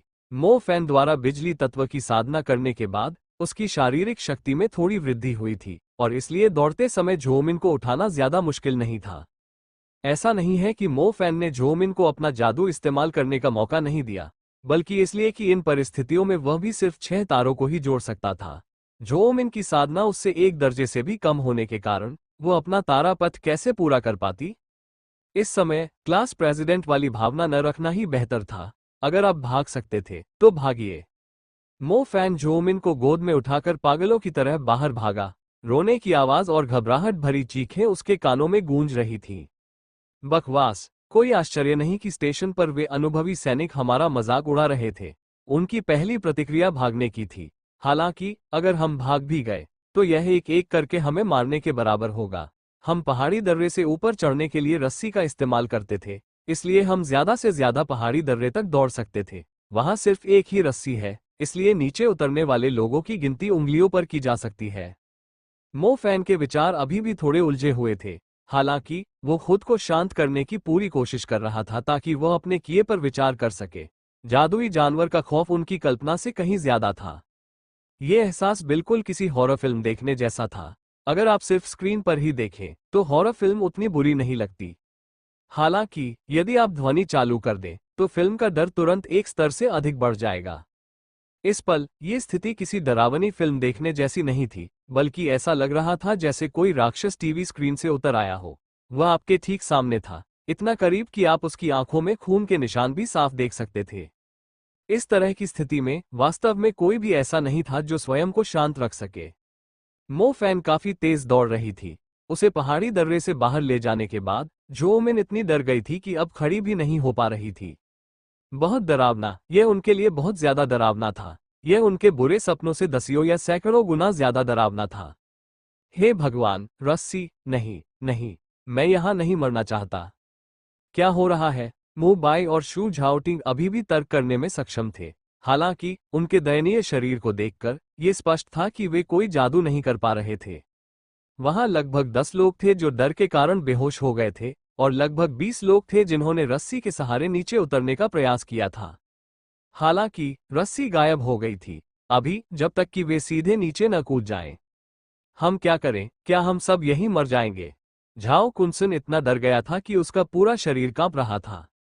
बात यह थी कि स्पिरिट वुल्फ की बदबूदार सांसों के अलावा इस जगह पर पहले से ही एक घनी दुर्गंध फैली हुई थी। हर जगह गीली पैंट वाले छात्र देखे जा सकते थे। एक आंख वाले जादुई भेड़िए ने हमें भगा दिया है। मैं जिंदा खाए जाने के बजाय मरना पसंद करूंगा, एक पुरुष जल तत्व छात्र चिल्लाया। शीट, उस गुफा में कितने ही लोग बेहोश हो गए हैं। वो आदमी उन्हें क्यों नहीं खा रहा, बल्कि हमें यहाँ क्यों भगा रहा है? झाओ कुनसान ने कहा। हालांकि जोमिन और जू झाओटिंग डर गए थे, लेकिन झाओ कुनसन के पागलपन भरे शब्दों को सुनने के बाद वे दोनों उसे घूरने लगे। भागना बेकार है, हमें एकजुट होकर इससे निपटना होगा। हम इससे कैसे निपटे? मुझे तो याद भी नहीं कि मेरे अंदर कौन सा एलिमेंट है। पहाड़ी दर्रे से 300 मीटर दूर एक पहाड़ी दीवार के पास एक पत्थर का चबूतरा था। पत्थर के चबूतरे पर मुख्य प्रशिक्षक झानकोंग, लुओ युनबो, पान लिजुन और साथ ही समनकर्ता बाय यांग भी मौजूद थे। वे सभी दूर से पहाड़ी दर्रे में फंसे छात्रों को देख रहे थे। बाय यांग नाम का समनकर्ता अपनी हंसी नहीं रोक पा रहा था और उसने अपना मुंह हाथ से ढक रखा था। ऐसा इसलिए क्योंकि वे एक ऐसे छात्र को देख सकते थे जिसने अभी अभी अपनी पैंट में पेशाब किया था और पूरी तरह से लंगड़ा हो गया था। जब मुख्य प्रशिक्षक ने छात्रों के इस समूह को देखा जिन्होंने जादू का प्रयोग भी नहीं किया था, तो उन्होंने अपना सिर हिलाया। निराशाजनक, उसने सोचा था कि तियान लैंड मैजिक हाई के इन छात्रों में कुछ क्षमताएं हैं। किसे पता था कि उनमें से एक भी अपना जादू इस्तेमाल नहीं कर पा रहा था। उसने पहले ही कहा था कि ये छात्र बेकार जादूगरों का एक समूह है, और ऐसा लग रहा था कि यह सच भी था। स्कूल ने उन्हें प्रशिक्षित करने के लिए इतने संसाधन खर्च किए थे, फिर भी जब उनका सामना सचमुच एक जादुई जानवर से हुआ तो उनका ये हाल हो गया। तीनों शिक्षक झांग जियानगुओ, जू मुशेंग और चेन वेलियांग सभी इस समय बेहद अजीब लग रहे थे। वे छात्रों की क्षमताओं को लेकर बहुत स्पष्ट थे। स्कूल आमतौर पर सिर्फ छात्रों के विकास को पर ध्यान देता था। इस तरह कम से कम उनकी रिपोर्ट तो अच्छी आती थी, लेकिन उनके प्रैक्टिकल यूं ही पास हो जाते थे। व्यवहारिक युद्ध कुछ ऐसा था जो उन्हें वास्तविक अनुभव के माध्यम से स्वयं सीखना था। स्कूल ऐसा कुछ कैसे सिखा सकता था? अरे, कोई जादू कर रहा है। लुओ युनबो की आंखें अच्छी थीं। उसने देखा कि पहाड़ी दर्रे के पास एक सफेद चमक टिमटिमा रही थी। यह आइस एलिमेंट है, लगता है यह म्यू बाई है। जू मुशेंग तुरंत मुस्कुराने लगा। चेन वेलियांग और झांग जियानगुओ ने भी जल्दी से देखा। ऐसा लग रहा था कि जादू का इस्तेमाल करने वाला पहला व्यक्ति वास्तव में मुबाई ही था। मुबाई के इलाके में एक सफेद बर्फ जैसी ऊर्जा घूमने लगी। वे बर्फ की आत्माएं सैनिकों की तरह तेजी से आगे बढ़ी और गुफा से बाहर निकल चुके आत्मा भेड़िए के चारों अंगों को तेजी से धक लिया। हम ध्यान दें, मुख्य प्रशिक्षक झानकोंग ने कहा। यह म्यू प्राचीन परिवार का शिष्य है। इसने परिवार का प्रशिक्षण प्राप्त किया है और इसमें प्राचीन परिवार के शिष्यों के स्वभाव की झलक मिलती है। इसका मानसिक सार और अनुकूलन क्षमता अन्य छात्रों की तुलना में बहुत अधिक मजबूत है, जू म्यूशिंग ने जल्दी से कहा। एक प्राचीन परिवार के शिष्य से जैसी अपेक्षा थी। जब अन्य छात्र मानसिक रूप से टूट रहे थे, मुबाई ने पहले ही अपने मन को शांत कर लिया था और जादू का प्रयोग कर लिया था। इस तरह की भयावह स्थिति में बर्फ तत्व मंत्र आइस स्प्रेड का उपयोग करने में सक्षम होने के कारण म्यूबाई पहले से ही एक उत्कृष्ट ग्रेड प्राप्त करने में सक्षम था। फिलहाल उन्हें बस ये देखना था कि क्या अन्य छात्र खुद को शांत कर पा रहे हैं। पहाड़ी दर्रे के बाहर मुबाई आत्मविश्वास से स्पिरिट वुल्फ के सामने खड़ा था। जिस बर्फ की शक्ति पर उसका नियंत्रण था, वो स्पिरिट वुल्फ के चारों अंगों को धकते हुए धीरे धीरे बर्फ के पाले में बदल गई थी। जैसे ही म्यूबाई के चेहरे पर राहत के भाव दिखने वाले थे, उन्होंने अचानक पाया कि स्पिरिट वुल्फ की गति केवल थोड़ी धीमी हो गई थी। छात्रों की ओर उसका रुख अप्रभावित था। ये बेकार है, मुबाई हक्का बक्का रह गया। उसका आइस स्प्रेड बुरे दिनों में भी 3-4 लोगों को वहीं जमा सकता था। म्यूबाई ने देखा कि वह अपने बाकी सहपाठियों को भी स्वयं से काम लेने का मौका दे सकता था। किसने सोचा होगा कि स्पिरिट वुल्फ के चारों अंगों की ताकत इतनी जबरदस्त होगी। उसका आइस स्प्रेड उसे रोक नहीं पाया। चिरमराहट, स्पिरिट वुल्फ ने एक पैर से बर्फ पर कदम रखा और आगे बढ़ना जारी रखा। अब स्पिरिट वुल्फ का निशाना मुबाई था। मुबाई के सामने उसका बड़ा सा अगला पैर ऊंचा उठा हुआ था, इससे पहले कि वो बुरी तरह नीचे गिर पड़े। बूम! एक भयंकर शॉकवेव के कारण धूल और पत्थर उड़ गए। साथ ही मुबाई भी 5 मीटर से अधिक पीछे जा गिरा। मुबाई के पास खुद को बचाने की बिल्कुल भी क्षमता नहीं थी। शॉकवेव के प्रभाव से वो जमीन पर गिरते ही बेहोश हो गया और अब उठ नहीं पा रहा था। मुबाई! झाओ कुनसान जल्दी से दौड़कर गया और देखा कि मुबाई के कब्डों में छेद हो गए थे। रेत और पत्थरों से उसकी त्वचा छिल गई थी। हे यू, जो अंततः होश में आ गई थी, ने ये दृश्य देखा और वह इतनी डर गई कि वह एक छोटे शिशु की तरह रोने लगी, हिलने में असमर्थ हो गई। उसके इस तरह रोने से ऐसा लग रहा था मानो आत्मा भेड़िया को बुरा लग गया हो। आत्मा भेड़िया हे यू की ओर घृणा से देखता हुआ आगे बढ़ा। स्पिरिट वुल्फ के लिए किसी लड़की के साथ अच्छा व्यवहार करने जैसी कोई बात नहीं थी। मुबाई को खून से सने शरीर के साथ उड़ा दिया गया था, तो कौन जानता था कि हेयू जैसी नाजुक लड़की का क्या होगा। शीत, जल्दी करो और भागो! झांग शियाओहो ने जोर से चिल्लाया, दांत पीसते हुए। वह एक बार फिर हेयू की ओर दौड़ा, इस उम्मीद में कि वह उसे आत्मा भेड़िए की भयानक नजरों से खींचकर बाहर निकाल लेगा। बंदर, क्या तुम जीने से थक गए हो? इससे कुछ ही दूर मो फैन ने यह दृश्य देखा और अब वो अपना धैर्य बरकरार नहीं रख पा रहा था। मो फैन के नजरिए से मुबाई की अभी की हरकत वाकई बेवकूफी भरी थी। उसकी ताकत अकेले उस जादुई जानवर को हिला नहीं पा रही थी, जिसकी ताकत छात्र जादूगरों से बस एक स्तर ज्यादा थी। शुक्र है कि इस जादुई जानवर ने नरसंहार का पूरा आनंद नहीं लिया, वरना उसका अगला पैर सीधे मुबाई के शरीर से टकरा जाता और उसका खून मांस उड़कर उसकी जान ले लेता। ये तो तय था।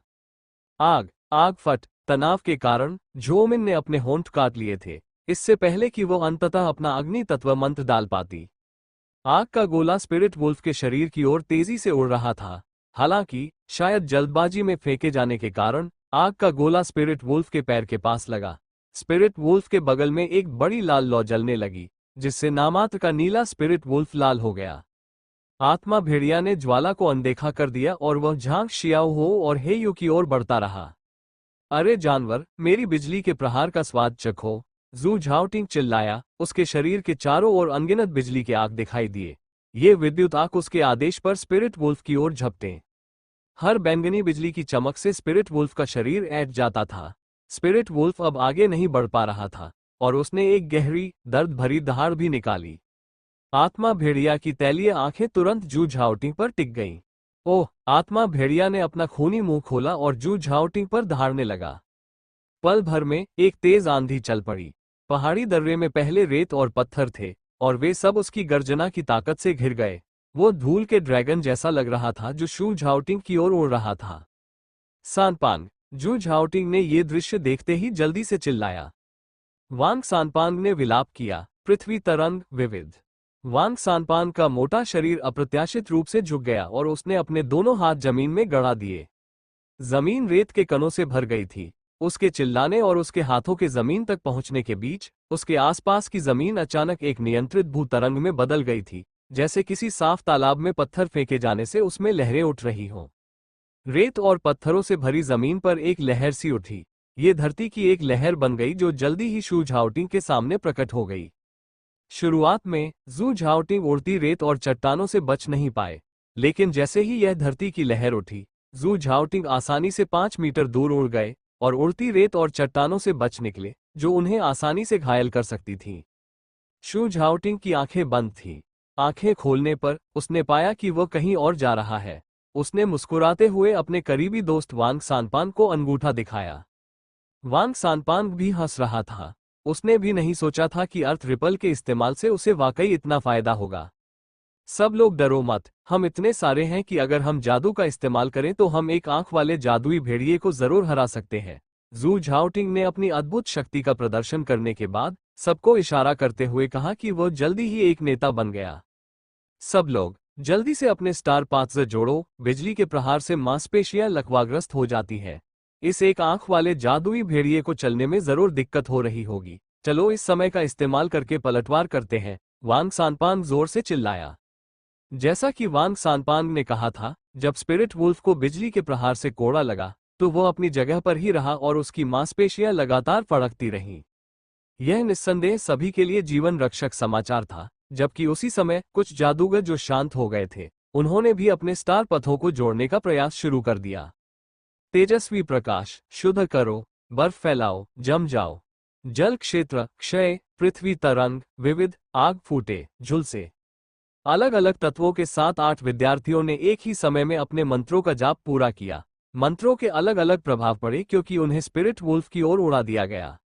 लकवाग्रस्त आत्मा भेड़िया को चारों ओर से हो रहे हमलों का सामना करना पड़ा और वो दर्द से चीखने लगा। अग्नि तत्वों, जल्दी करो, हमने इस एक आंख वाले जादुई भेड़िए को अस्थायी रूप से दबा दिया है, इसे आग से जलाकर मार डालो। जू झाओटिंग स्वाभाविक रूप से नेता बन गया था। एक ओर वह अपने अगले बिजली के प्रहार की तैयारी कर रहा था, दूसरी ओर वह जोर जोर से चिल्ला रहा था। अग्नि तत्व ही सबसे ज्यादा नुकसान पहुंचा रहा था। प्रकाश तत्व की चमक स्पिरिट वुल्फ को अस्थायी रूप से अंधा कर रही थी। कई हिम जादूगरों के बर्फ के फैलाव ने स्पिरिट वुल्फ के निचले अंगों को पूरी तरह से जमा दिया था। इस समय स्पिरिट वुल्फ को जोरदार जलन देने के लिए वे केवल अग्नि तत्व पर ही निर्भर थे। जोमिन के छोटे से मुंह से उसके काटने से खून बहने लगा था। आखिरकार उसने एक दमदार फायर बर्स्ट किया, जिससे स्पिरिट वुल्फ की पीठ पर आग की लपटें भड़क उठी। वे साफ सुन सकते थे कि स्पिरिट वुल्फ दर्द से और भी जोर से चीखने लगा था। आओ आओ। जब सभी को लगा कि उनका संपूर्ण आक्रमण प्रभावी हो गया है, तो स्पिरिट वुल्फ ने लगातार 2 बार दहाड़ लगाए। रेत और चट्टानों की 2 लहरें एक साथ उठी। एक लहर शू झाओटिंग और वांग सानपान की ओर बढ़ी और सब कुछ निगल गई। दूसरी लहर उन 3 लोगों की ओर उड़ी जो गोता लगाने में सक्षम थे। रेत और चट्टानों की 2 लहरों ने छात्रों को विनाशकारी क्षति पहुंचाई। उनमें से प्रत्येक का मांस पूरी तरह से फट गया। जिन छात्रों को अभी अभी जीवित रहने का अवसर मिला था, वे अचानक पूरी तरह से पराजित हो गए। निश्चित रूप से एक ही स्तर पर नहीं। वांग सानपान के शरीर का ऊपरी आधा हिस्सा खून से लथपथ था क्योंकि वो मिट्टी से ऊपर चढ़ रहा था। जू झाओटिंग फर्श पर ही पड़े रहे। उनकी वर्तमान स्थिति मुबाई से अलग नहीं थी। दूसरी तरफ बाकी 5 छात्र भी जमीन पर गिर पड़े थे। वे रेत और पत्थरों के नीचे दबे हुए थे और फिर उठने में बिल्कुल असमर्थ थे। स्पिरिट वुल्फ को कुछ क्षति पहुंची थी, लेकिन चोटें इतनी नहीं थी कि उसकी युद्ध क्षमता में कोई कमी आ जाए। आत्मा भेड़िए की ताकत उनकी कल्पना से कहीं ज्यादा थी। अगर उनमें से ज्यादा लोग भी शांत हो जाएं, या उनके साथ 10 या उससे ज्यादा लोग भी हों, तो भी वे उससे निपट नहीं पाएंगे।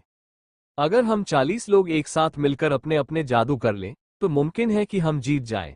साले कमीनो, इस बाप की तो ऐसी जगह पर मौत ही हो जाएगी, वांग सानपान ने गाली दी। मो फैन, यो तुम्हारा अग्नि तत्व मुझसे अधिक शक्तिशाली है, जल्दी करो, अपनी चाल चलो, जोमिन ने बगल से चिल्लाकर कहा। स्पिरिट वुल्फ को असल में नुकसान पहुंचाने वाली एकमात्र चीजें थीं आग का विस्फोट और बिजली का प्रहार। हालांकि आग के छात्र बहुत कम थे। कोई फायदा नहीं, ये तो एक आंख वाला जादुई भेड़िया भी नहीं है। मो फैन की नजरें इस खास जादुई जानवर पर टिकी थीं। एक आंख वाले जादुई भेड़िए की केवल एक ही आंख होती है, जबकि इस जादुई जानवर की एक जोड़ी हरी आंखें थीं। व्यवहारिक रूप से हर एक व्यक्ति इस जादुई जानवर से बुरी तरह डर गया था। तो फिर इस भयानक प्राणी की विशेषताओं पर ध्यान कौन देगा? बचाओ, बचाओ, बचाओ! हे यू वहां दुबकी हुई थी और उसका चेहरा बेहद पीला पड़ गया था। ये बिल्कुल साफ था कि आत्मा भेड़िया उन लोगों से बेहद नफरत करता था जो रोते रहते थे। जादू का इस्तेमाल करने में सक्षम छात्रों को उड़ा देने के बाद उसका उद्देश्य एक बार फिर हे यू बन गया। जल्दी करो और भागो! मो फैन को तिरस्कार का एक झटका सा लगा। ये लड़की लाइलाज बेवकूफ है। अभी अभी कुछ और लोग भी थे जो स्पिरिट वुल्फ पर हमला कर रहे थे, उसे भागने का मौका दे रहे थे, लेकिन वो असल में एक कदम भी नहीं हिली। ये ठीक नहीं है। अगर ऐसा ही चलता रहा तो इस जादुई जानवर के नीचे सब मर जाएंगे। हमें इस चीज से छुटकारा पाना होगा। बंदर, क्या तुम आगे बढ़ सकते हो? मो फैन को एक विचार आया और उसने जल्दी से झांग शियाओ हो से पूछा, जो बहुत दूर नहीं था। झांग जियाओ हो ने बार बार सिर हिलाया। अच्छा, मैं जादुई जानवर का ध्यान अपनी ओर आकर्षित कर लूंगा। जब मैं ऐसा करूंगा तो तुम्हें मुझे उठाकर गुफा की ओर भागना होगा, समझ रहे हो? मो फैन ने गंभीर स्वर में झांग शियाओ हो से कहा। भाई फैन, आप क्या करने की योजना बना रहे हैं? झांग शियाओ हो ने पूछा। इसे मार डालो। मो फैन ने अपने दांतों को भींच लिया, दर्द का उपयोग करके खुद को शांत किया। अग्नि तत्व का तारा धूल मो फैन के शरीर के चारों ओर घूमते हुए एक ब्रह्मांडीय स्थान में बदल गया। मो फैन के आदेश पर अग्नि तत्व के सभी तारे अंततः एक दूसरे से जुड़कर एक जादुई तारापथ बन गए। मो फैन के लिए स्टार पाथ पूरा करने की गति बहुत तेज थी। छठे तारे को जोड़ने के बाद सातवें और सबसे अवज्ञाकारी तारे ने आखिरकार मो फैन की आज्ञा मान ली। स्टार पथ पूरा करते ही जादू का असर हुआ। मो फैन की मुट्ठियों में एक चिलचिलाती लौ भड़क उठी। लाल रंग की लौ मो फैन की उंगलियों के बीच फूट रही थी। आग फूटी, हड्डियां जली, सब कुछ पूरा हो गया था। मो फैन के बाल हवा के झोंके से बेतहाशा लहरा रहे थे। जैसे ही प्रचंड ज्वाला फेंकी गई, आग का गोला हवा में सीटी बजाता हुआ अत्यंत सटीकता से स्पिरिट वुल्फ की विशाल सूंड की ओर उड़ गया। आग के गोले का असर शुरू में तो खामोश था, थोड़ी देर बाद वह एक बेतहाशा बढ़ती लाल बेल जैसा दिखने लगा।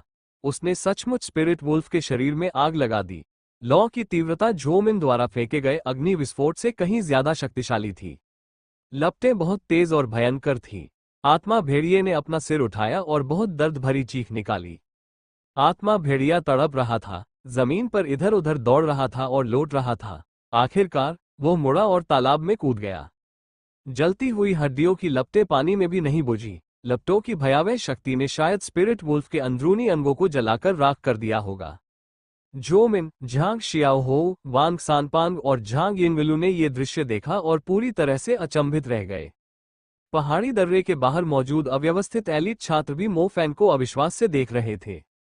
भाई फैन, आपकी आंख फट गई। झांग जियाओहो ने मो फैन को देखा, स्तब्ध।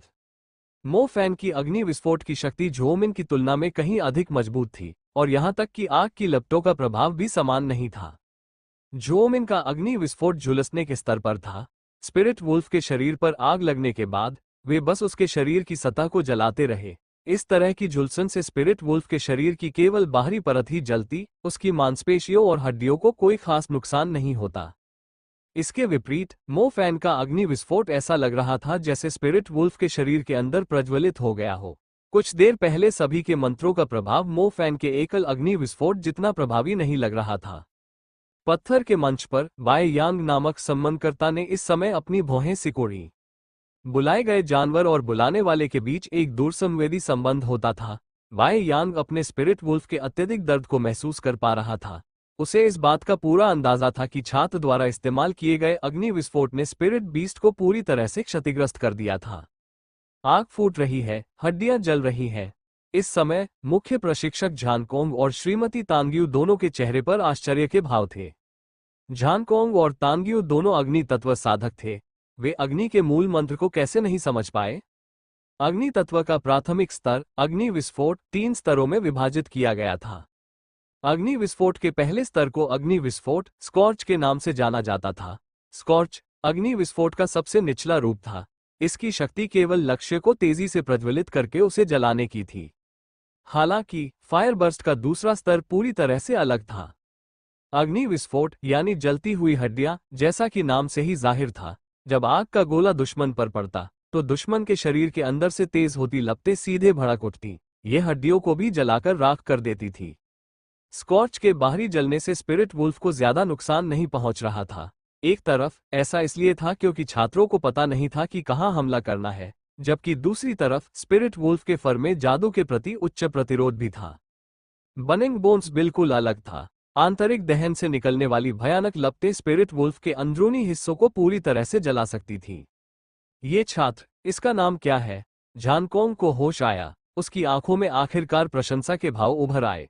अग्नि तत्व मंत्रों के दूसरे स्तर को प्राप्त करने में सक्षम होने के कारण ये छात्र अद्भुत था। उसका नाम मो फैन है। श्रीमती तानग्यू के चेहरे पर हल्की मुस्कान आ गई।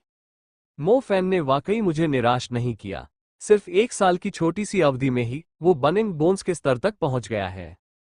सच तो ये है कि उसने छात्रों को जो पहला अग्नि विस्फोट कौशल दिखाया था, वो असल में हड्डियां जलाना था। यही कारण था कि उस समय आग की लपटों का प्रभाव छात्रों द्वारा पहले देखी गई लपटों से कहीं ज्यादा तेज था। इस छात्र को हम एस ग्रेड दे सकते हैं, झानकोंग ने संतोष के साथ कहा। प्रशिक्षक लुओ युनबो और उप प्रशिक्षक पान लिजुन ने भी सहमति में सिर हिलाया। वो शहर में शायद ही कोई ऐसा था जो इस तरह के दायरे तक पहुंच पाता हो।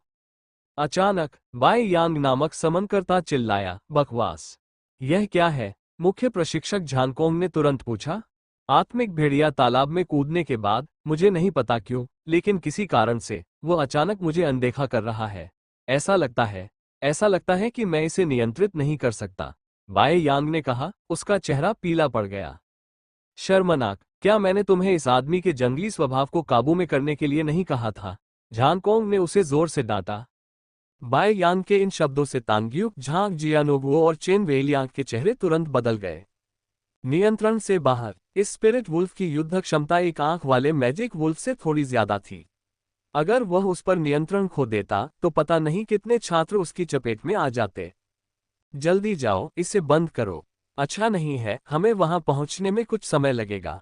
तुम नियंत्रण कैसे खो सकते हो? धिक्कार है, सब खत्म हो गया। लोग मरेंगे। निर्देशक चेन वेलियांग घबरा गए। स्पिरिट वुल्फ ने अपनी चालों में नरमी बरती थी, अन्यथा कुछ छात्र गुफा के भीतर ही मर चुके होते। अब वे स्पिरिट वुल्फ पर नियंत्रण खो चुके थे। अब वह सचमुच अपना कत्लेआम शुरू कर देगा और केवल कुछ ही छात्र बच पाएंगे। मुझे खेद है, मुझे नहीं पता कि ऐसा क्यों हुआ, समनकर्ता बाय यांग ने बुदबुदाया। अब ऐसा कहने का क्या मतलब है? जल्दी जाओ और उन्हें बचाओ, झानकोंग गुस्से से चिल्लाया। जलती हुई लपटों को बुझाने के लिए आत्मा भेड़िया गुफा के बाहर तालाब के बीच में कूद गया। हालांकि किसी कारणवश उन्हें पता नहीं था कि जब टपकता हुआ स्पिरिट वुल्फ तालाब से बाहर निकला तो उसका रूप बदल गया था। उसकी हरी पुतलियां पूरी तरह से लाल हो गई थीं। स्पिरिट वुल्फ के जंगली स्वभाव को वश में करना बहुत मुश्किल था। एक बार उसे जोरदार और भयंकर उत्तेजना मिल जाए तो वह आसानी से पागल हो सकता था। युद्ध के मैदान में स्पिरिट वुल्फ का पागलपन एक उपयोगी प्रभाव हो सकता था। हालांकि छात्रों के लिए यह एक आपदा होती। लाल पुतलियां एक भयानक अशुभ चमक से भर गईं। बेहद क्रोधित स्पिरिट वुल्फ की आंखें मो फैन पर टिकी थीं। मो फैन की ओर झपटे उसके जानलेवा इरादे एक कपकपाती ठंडी ऊर्जा में बदल गए। मो फैन का पूरा शरीर गतिहीन हो गया। यह आत्मा भेड़िया उसकी कल्पना से कहीं अधिक शक्तिशाली और क्रूर था। बंद। मो फैन बड़ी मुश्किल से बोलने की ताकत जुटा पा रहा था। झांग शियाहो ने भी इस भयानक हत्या के इरादे को महसूस किया क्योंकि उसने अपने स्टार पाथ को उन्मत्तता से जोड़ा। पहले वह अपना विंड स्टार पाथ पूरा नहीं कर पाया था। अब उसके पास इसके अलावा कोई चारा नहीं था। अगर वह असफल होता तो मो फैन पल भर में कुचलकर मर जाता। आओ! आत्मा भेड़िया अपने चारों पैरों के साथ ऊपर उड़ गया। उसके पीछे धुआं और धूल का गुबार उठ रहा था। यह विस्फोटक शक्ति, स्पिरिट वुल्फ की गतिहीनता से कूदने की गति के बीच का संक्रमण समय 1 सेकंड से भी कम था। विस्फोटक शक्ति अत्यधिक भयानक थी। भाई फैन! जीवन और मृत्यु के बीच की सीमा के भीतर झांग शियाहो ने कठोर मो फैन को मजबूती से पकड़ लिया। एक पवन पथ झांग शियाहो के लिए गति सुरंग बन गया। इस नाजुक स्थिति में झांग शियाहो ने मो फैन को भेड़िए के जबड़ों से लगभग छीन लिया था और गुफा के भीतरी हिस्से की ओर भागता रहा। आह! आत्मा भेड़िए के दांत कान फाड़ देने वाली आवाज के साथ हवा को काटते थे। खाली हवा में पैर पटकते हुए उसे बहुत अपमान का एहसास हुआ। उस भयानक जीव ने एक बार फिर अपनी अद्भुत गति पकड़ी और उन दोनों का पीछा करते हुए गुफा में ले गया। गुफा के अंदर कई लोग बेहोश पड़े थे। वे बड़ी मुश्किल से ऊपर चढ़े, लेकिन एक पागल आत्मा भेड़िए ने उनका फिर से स्वागत किया। इन सभी छात्रों को तुरंत ही मार गिराया गया और उनका खून चारों ओर फैल गया। भागो, जल्दी भागो, जल्दी! मो फैन ने पीछे मुड़कर देखा। वह देख सकता था कि स्पिरिट वुल्फ झांग शियाओहो के विंड ट्रेल स्विफ्ट ट्रैवल से थोड़ा तेज था। मैं सचमुच कोशिश कर रहा हूँ। झांग जियाओहो पसीने से तरबतर था और अपनी एकाग्रता को जरा भी बदलने की हिम्मत नहीं कर पा रहा था। हवा उसके कान के पास सीटी बजा रही थी। उनके पीछे एक भयानक राक्षस भेड़िया पागलों की तरह उनका पीछा कर रहा था, यहाँ तक कि कूदने पर भी उनकी गति धीमी पड़ जाती। बस मुझे आगे छोड़ दो, उसके बाद भाग जाओ। मैं निपट लूंगा। मो फैन को अपनी रणभूमि मिल गई, इससे पहले कि वह आत्मविश्वास से बोलता। मैं ऐसा कैसे कर सकता हूँ? मैं भाई फैन को नीचे नहीं घसीटूंगा। मुसीबत में काम आने वाला दोस्त ही सच्चा दोस्त होता है। अगर वो इससे बच जाता तो मो फैन जरूर भावुक हो जाता। समस्या यह है कि वह अब भी जीवित बचेगा या नहीं, यह इस भगवान द्वारा त्यागी गई गुफा पर निर्भर करेगा। गुफा के गहरे हिस्से में एक विशाल गुफा थी। जमीन ऊबड़ खाबड़ थी और ऊपरी हिस्सा पूरी तरह से स्टेलेक्टाइट से ढका हुआ था। इस जगह पर न तो कोई छात्र था और न ही दौड़ने की कोई जगह। यह एक बंद गली थी। झांग शियाओहो ने पहले ही अपनी पूरी कोशिश कर ली थी। उसके पवन पथ ने उन दोनों को अपनी जान बचाने के लिए काफी समय दे दिया था। अब आत्मा भेड़िया आखिरकार उन तक पहुंच ही गया था और अब उनके पास बचने का कोई रास्ता नहीं था। भाई फैन, क्या हम बहुत शक्तिशाली नहीं हैं? हमने स्पिरिट वुल्फ को यहां तक फंसाया ताकि बाकी लोग भाग सकें। झांग शियाओहो ने अचानक एक अजीब सी शांति के साथ कहा। मो फैन की पीठ पत्थर की दीवार से टिकी हुई थी और वह उस आत्मा भेड़िए की ओर देख रहा था जो उन्हें पहले ही ढूंढ चुका था। उसने मुस्कुराते हुए जियाओहो को डांटा, बकवास। मैं, मो फैन, ऐसा कभी नहीं करूंगा। सावधान! जैसे ही मो फैन ने ये कहा, आत्मा वुल्फ के मुंह से रेत और पत्थर निकले और गुफा के भीतर तेज चट्टानों पर घूमते हुए उन्हें जोड़े की ओर उड़ा दिया। झांग शियाओहो एक पवन जादूगर था, उसकी गति थोड़ी तेज थी। पहले तो वह चकमा देना चाहता था, लेकिन फिर उसने देखा कि मो फैन इतना तेज नहीं था। अपने दांतों को भींचते हुए झांग शियाओहो ने मो फैन को एक बड़ी चट्टान के पीछे धकेल दिया। अब तक पत्थरों के तूफान से बच पाना उसके लिए बहुत देर हो चुकी थी। उसके शरीर पर नुकीली चट्टानें अचानक लगीं, जिससे उसके शरीर पर कई चोटें आईं।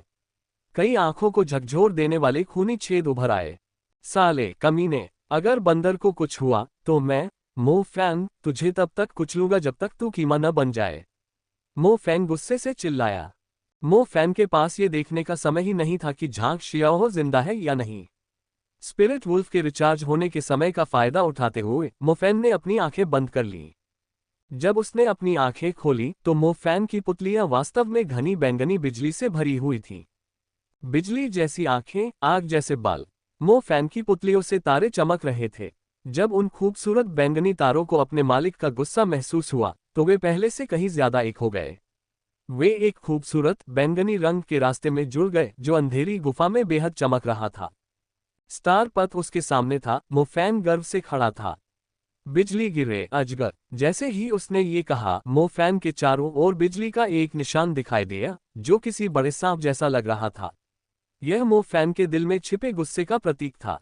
उसने अपनी बाह ऊपर उठाए और अपने हाथ को कसकर पकड़ लिया। उसकी उंगलियों के बीच से बिजली चमक रही थी। मो फैन की आज्ञा पाकर लाइटनिंग पाइथन एक बहादुर और भयंकर बिजली सैनिक में बदल गया। वह वोल्टेज के एक विस्फोटक जाल में फंसकर बाहर निकल आया। एक के बाद एक बिजली के अजगर के आंख स्पिरिट वुल्फ के शरीर से टकराए। उन्होंने स्पिरिट वुल्फ की मांसपेशियों में बिजली दौड़ा दी, उन्हें लकवा मार दिया और उसकी त्वचा पर इतनी जोर से प्रहार किया कि वह फट गई। आओ! लाइटनिंग स्ट्राइक की शक्ति बर्निंग बोन्स से कहीं ज्यादा शक्तिशाली थी। यह उन कुछ मंत्रों में से एक था जो स्पिरिट वुल्फ को घायल कर सकता था। स्पिरिट वुल्फ का फर पहले ही काला पड़ चुका था। उसकी मांसपेशियों और त्वचा से खून बेतहाशा टपक रहा था। स्पिरिट वुल्फ दर्द में तो था, लेकिन लाइटनिंग स्ट्राइक के लकवे के कारण हिल भी नहीं पा रहा था। उसकी लाल आंखें अभी भी मो फैन पर टिकी हुई थीं। ये सही है, ये हत्या का इरादा था। यह पागल बुलाया हुआ जानवर पूरी तरह से एक जंगली जादुई जानवर में बदल चुका था जो हत्या के इरादे से भरा हुआ था। उन आंखों में बस हत्या की प्यास और इंसानी जान से घृणा थी। आग फूटी, हड्डियां जली। मो फैन के सितारे एक बार फिर जुड़ गए, उनकी पुतलियां बैंगनी से लाल रंग में बदल गईं। उसकी जलती आंखों के नीचे अग्नि तारे तेजी से जुड़ गए। वे जल्दी ही एक तारापथ में बदल गए जो मुफैन के शरीर से जादुई शक्ति खींचने में सक्षम था। इस स्पिरिट वुल्फ की आंखों में देखते हुए मुफैन के दिल में इस वक्त कोई डर नहीं था। उसे बस गुस्सा और अटूट इच्छाशक्ति का एहसास हो रहा था। आत्मा भेड़िए की आंखों में उस कमजोर इंसान के लिए तिरस्कार की एक झलक उभर आई, मानो कह रहा हो, तो क्या हुआ अगर तुमने इसे एक बार और इस्तेमाल किया? जलती हुई हड्डियां मुझे नहीं मार पाएंगी। जिस पल मेरी मांसपेशियां ढीली होंगी मैं तुम्हें 2 टुकड़ों में काट दूंगा। हालांकि यह बहुत दर्दनाक था, फिर भी स्पिरिट वुल्फ बर्निंग बोन्स से होने वाले आंतरिक दहन को सहन करने में सक्षम था। बिजली का अजगर या जलती हुई हड्डियां भी उसे मारने के लिए पर्याप्त नहीं थीं। इसलिए अंतिम परिणाम अभी भी मनुष्य ही उसका भोजन बनते। हे पशुओं, मुफैन स्पिरिट वुल्फ की आंखों में तिरस्कार महसूस कर सकता था। देखो कौन मरने वाला है, मुफैन गुस्से से चिल्लाया। आग के तारे मुफैन की हथेली में संघनित होकर एक झुलसते हुए आग के गोले में बदल गए। मर जाओ, मुफैन चिल्लाया और उसके हाथों में मौजूद आग का गोला आसमान की ओर फेंक दिया गया। एक चमकदार आग का गोला छत की ओर बढ़ रहा था और उसने तुरंत अंधेरी गुफा को रोशन कर दिया। फिर उसने क्रूर जादुई जानवर और अग्निकर्ता की छवि प्रकट की। आत्मा भेड़िया ने अपनी निगाहें उठाईं, उसकी क्रूर लाल पुतलियों में संदेह की झलक दिखाई दी। क्या यह इंसान इतना डर गया था कि मूर्ख बन गया? आग की लपटें छत की ओर क्यों उड़ रही थीं? बिजली के प्रहार से स्पिरिट वुल्फ लकवाग्रस्त हो गया था, एक जगह खड़ा था और हिल भी नहीं पा रहा था। ऐसी स्थिति में उसे फ्लेम बर्स्ट बर्निंग बोन्स से मारना बहुत आसान होगा। यह उस सामान्य लकड़ी की गुड़िया जैसा ही होगा जिसके साथ वे अभ्यास करते थे। हालांकि मुफैन ने कुछ ऐसा किया जिससे स्पिरिट वुल्फ को ऐसा महसूस हुआ कि वह पूरी तरह से मंदबुद्धि है। मुफैन मुंह खोले मुस्कुरा रहा था। आग की रोशनी उसकी कट्टर मुस्कान को और भी रोशन कर रही थी।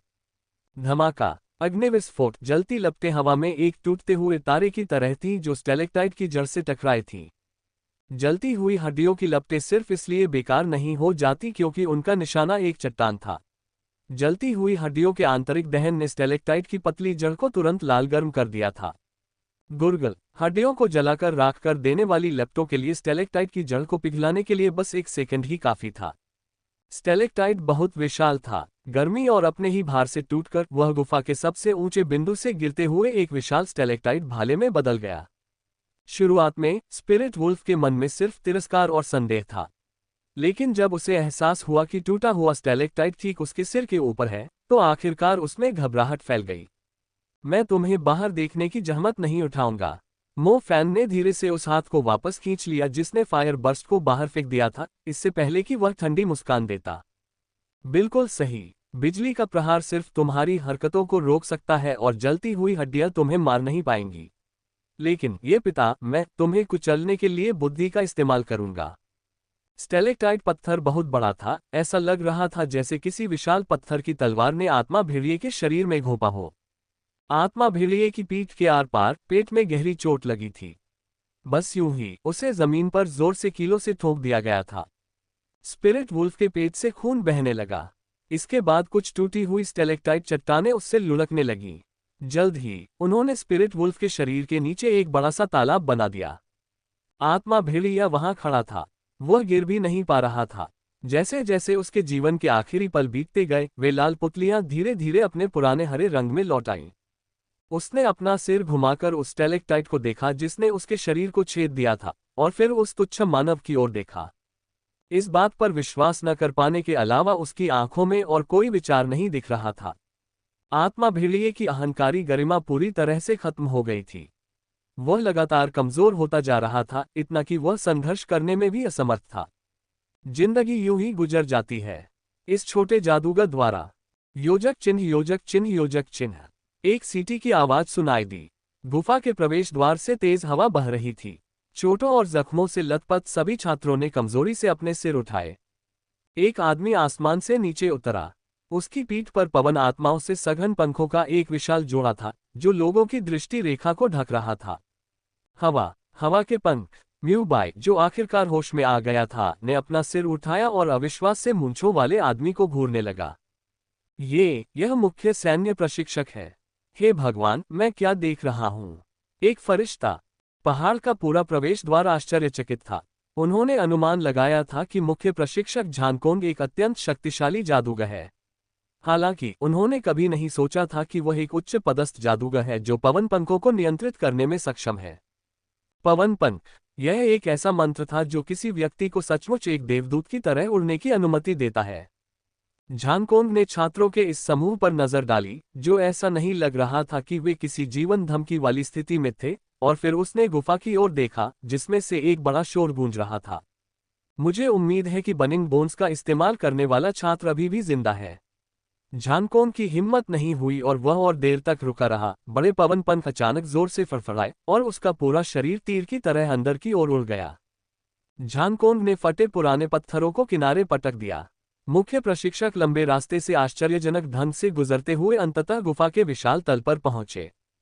आग फटे अंधेरी गुफा में तैरते हुए झानकोंग अपना हाथ पकड़ रहा था और वहां एक आग का गोला प्रकट हुआ। आग का गोला गुफा के मध्य हवा में उछाला गया, इससे पहले कि वह एक भव्य आतिशबाजी की तरह फट जाए, जिससे पूरी गुफा प्रकाशित हो गई। झानकोंग ने चारों ओर देखा। उसे बस यही उम्मीद थी कि स्पिरिट वुल्फ में अभी भी थोड़ी बुद्धि बची होगी, ताकि मोफेन नाम का वह छात्र मुश्किल से जिंदा बच सके। इसीलिए उसने अपने स्टारडस्ट में मन को बचाने की कोशिश नहीं की। उसे उम्मीद थी कि वह जल्द से जल्द उस छात्र को ढूंढ लेगा। आग की लपटों से निकली चमक से पूरी गुफा जगमगा उठी। हालांकि अगले ही पल झानकोंग पूरी तरह से हतप्रभ रह गया। मुख्य प्रशिक्षक वहां तैर रहे थे, उनकी भूरी आंखें आश्चर्य से भरी हुई थीं। ये कैसे संभव हो सकता है? योजक चिन्ह, योजक चिन्ह, योजक चिन्ह। पत्थर के चबूतरे पर बैठे समनकर्ता बाईयान के चेहरे पर घबराहट थी। उसका दिल बस यही दुआ कर रहा था कि बॉस झानकोंग समय पर वहां पहुंच जाए। यहां तक चेन वेलियांग जमीन पर पूरी तरह कमजोर पड़ा था। अगर इस बार प्रैक्टिकल के दौरान कोई छात्र मर गया तो उसे पूरी तरह जिम्मेदार ठहराया जाएगा। देश इन जादुई छात्रों को बहुत महत्व देता था, यहां तक कि वो शहर का तानाशाह मू जोयुन भी इन छात्रों को किसी भी तरह से घायल करने की हिम्मत नहीं कर सकता था। तांग्युए ने अपने होंठ काट लिए। उसे वो दिन याद आया जब वो अभी भी मोफैन के साथ मजाक कर रही थी। उसने मजाक में कहा था कि वो वीचेट लोकेटर का इस्तेमाल करके उसकी लाश ढूंढ निकालेगी, लेकिन उसने कभी नहीं सोचा था कि वो दिन इतनी जल्दी आ जाएगा। तांग्यू को मोफैन में वाकई बहुत दिलचस्पी थी। एक तरफ उसे लग रहा था कि इस छात्र के पास growth type stardust magic tool के अलावा एक और राज है। दूसरी तरफ उसे लग रहा था कि इसमें क्षमता है। वह देखना चाहती थी कि वह किस तरह के क्षेत्र तक पहुंच पाएगा। अफसोस, कितना अफसोस। बिया यांग, आखिर हुआ क्या? बुलाया गया जानवर बिना किसी वजह के पागल कैसे हो सकता है? भले ही बर्निंग बोन्स उसके लिए दर्दनाक हो, फिर भी तुम्हारे नियंत्रण खोने का कोई कारण नहीं है। लुओ युनबो ने गुस्से से उसकी आलोचना की। एक समनकर्ता के लिए मूल बातों का मूल अपने स्वयं के बुलाए गए जानवर को नियंत्रित करना था। मुझे नहीं पता। सामान्य तौर पर अगर उसे मार भी दिया जाता तो भी वह मेरे आदेश के बिना छात्रों का कत्लेआम शुरू नहीं करता। मुझे सच में नहीं पता कि यह सब ऐसे क्यों हुआ, बाईयांग ने कांपते हुए कहा। इस पूरी बात का वास्तव में कोई मतलब नहीं था। बाईयांग ने कभी नहीं सोचा था कि ऐसे छात्र भी होंगे जो बर्निंग बोन्स का इस्तेमाल करके उसके बुलाए हुए जानवर पर असल में अत्याचार कर सकेंगे। उसने तो और भी कम उम्मीद की थी कि इस वजह से बुलाए गए जानवर पर उसका नियंत्रण खत्म हो जाएगा। इसमें कुछ और ही बात होनी चाहिए। आपको बस अपने खोए हुए जानवर के लिए प्रार्थना करनी चाहिए कि वह बहुत अधिक लोगों को न मारे, पान लिजुन ने ठंडे स्वर में कहा। मैं भी। बाईयांग समझाने ही वाला था, लेकिन अचानक उसके सिर में तेज दर्द महसूस हुआ। ऐसा लग रहा था जैसे उसकी आत्मा को बुरी तरह से चीर दिया गया हो। यह इतना दर्दनाक था कि बाईयांग का पूरा चेहरा पीला पड़ गया और उसे पसीना आ गया। अब क्या हुआ? लुओ युवानबो ने पूछा, क्योंकि उसका धैर्य खत्म होने लगा था। मेरे आत्मा भेड़िया। अचानक बाईयांग को ऐसा लगा जैसे उसने अपनी आत्मा खो दी हो। उसका पूरा शरीर जमीन पर घुटनों के बल गिर पड़ा। उसकी खाली आंखें गुफा की ओर उदासीनता से देख रही थीं। क्या हुआ? तांग्यू ने भी अपनी भौहें सिकोड़ लीं। उसे जरा भी अंदाजा नहीं था कि बाईयांग नाम का ये समनकर्ता क्या कर रहा है। मेरा आत्मा भेड़िया, यह मर गया। बाईयांग ने मुश्किल से ये शब्द कहे, मानो उसने अपनी आत्मा खो दी हो। ऐसा लग रहा था जैसे उसे भी इन शब्दों पर विश्वास नहीं हो रहा था। टैंग्यू, झांग जियानगुओ और चेन वेलियांग सभी स्तब्ध थे। मुख्य प्रशिक्षक झानकोंग अभी गुफा में उड़कर आया था। अगर वह तेज भी होता तो भी झानकोंग के हाथों भेड़िए की मौत होना नामुमकिन था। ऐसे में आखिर आत्मा भेड़िए की मौत कैसे हुई? समनकर्ता के बुलाए गए जानवर के मरने के बाद उनकी आत्मा और मन को भी क्षति पहुंचेगी। ऐसा लगता है कि आत्मा भेड़िया सचमुच मर गया है, तांग्यू ने टिप्पणी की। बाय यान की अभी की उपस्थिति बहुत स्पष्ट रूप से एक बुलाए गए जानवर की मृत्यु के लक्षण थे। यह ऐसा कुछ नहीं था जिसे नकली बनाया जा सके। क्या स्पिरिट वुल्फ ने मो फैन को गुफा में नहीं खदेड़ा था? हाँ, यह अचानक कैसे मर गया? क्या यह संभव है कि आत्मा भेड़िया गुफा में बहुत अधिक अंधेरा होने के कारण चट्टान से टकराकर मर गया हो? चेन वेलियांग ने सोचा। बाय यांग ने अपना चेहरा घुमाया और उसकी आंखें द्वेष से भरी हुई थीं। तुम सेंसर पत्थर से टकराकर मर गए, तुम्हारा पूरा सेंसर परिवार पत्थर से टकराकर मर गया। मेरा स्पिरिट वुल्फ कोई बेवकूफ खरगोश नहीं है जो लकड़ी के खंभे से टकराकर मर जाएगा। स्पिरिट वुल्फ में रात में देखने की क्षमता थी और उसका शरीर मजबूत था। वह पत्थर से टकराकर कैसे मर सकता है? यदि सभी 40 छात्र एक ही समय में अपने जादू का उपयोग करें तो भी वे उसके आत्मा भेड़िए को नहीं मार पाएंगे। चलो जाकर देखते हैं, श्रीमती तांग्यू ने कहा। हाँ, चलो जल्दी से इसकी जांच करते हैं। जल्द ही अतिरिक्त बल पहुंचेंगे और वे इन छात्रों को वापस ले जाएंगे। योजक चिन्ह, योजक चिन्ह, योजक चिन्ह, योजक चिन्ह, योजक चिन्ह, योजक चिन्ह। गुफा के अंदर मुख्य प्रशिक्षक झानकोन हक्के बक्के रह गए। उन्हें विश्वास ही नहीं हो रहा था कि उनकी आंखें उन्हें क्या दृश्य दिखा रही हैं। मो फैन नामक छात्र की मृत्यु नहीं हुई तथा इस समय उसका पूरा शरीर घावों से ढका हुआ था। आत्मा भेड़िया, जिसे मूल रूप से झानकोन द्वारा निपटाया जाना चाहिए था, वर्तमान में नीचे खड़ा था। या अधिक सटीक रूप से कहा जाए तो उसे एक स्टेलेक्टाइट द्वारा छेदा जा रहा था जो सीधे उसे गुफा के तल पर पिन कर रहा था। अब वहां जीवन के कोई संकेत नहीं थे। आत्मा भेड़िया मर गया। इस आत्मा भेड़िए की युद्ध क्षमता किसी भी तरह से एक असली जादुई जानवर से कम नहीं थी। झानकोंग ने इसे इसलिए छोड़ा था ताकि छात्र हार न जाएं, बल्कि नकली जादुई जानवर छात्रों को कुछ वास्तविक अभ्यास करा सके।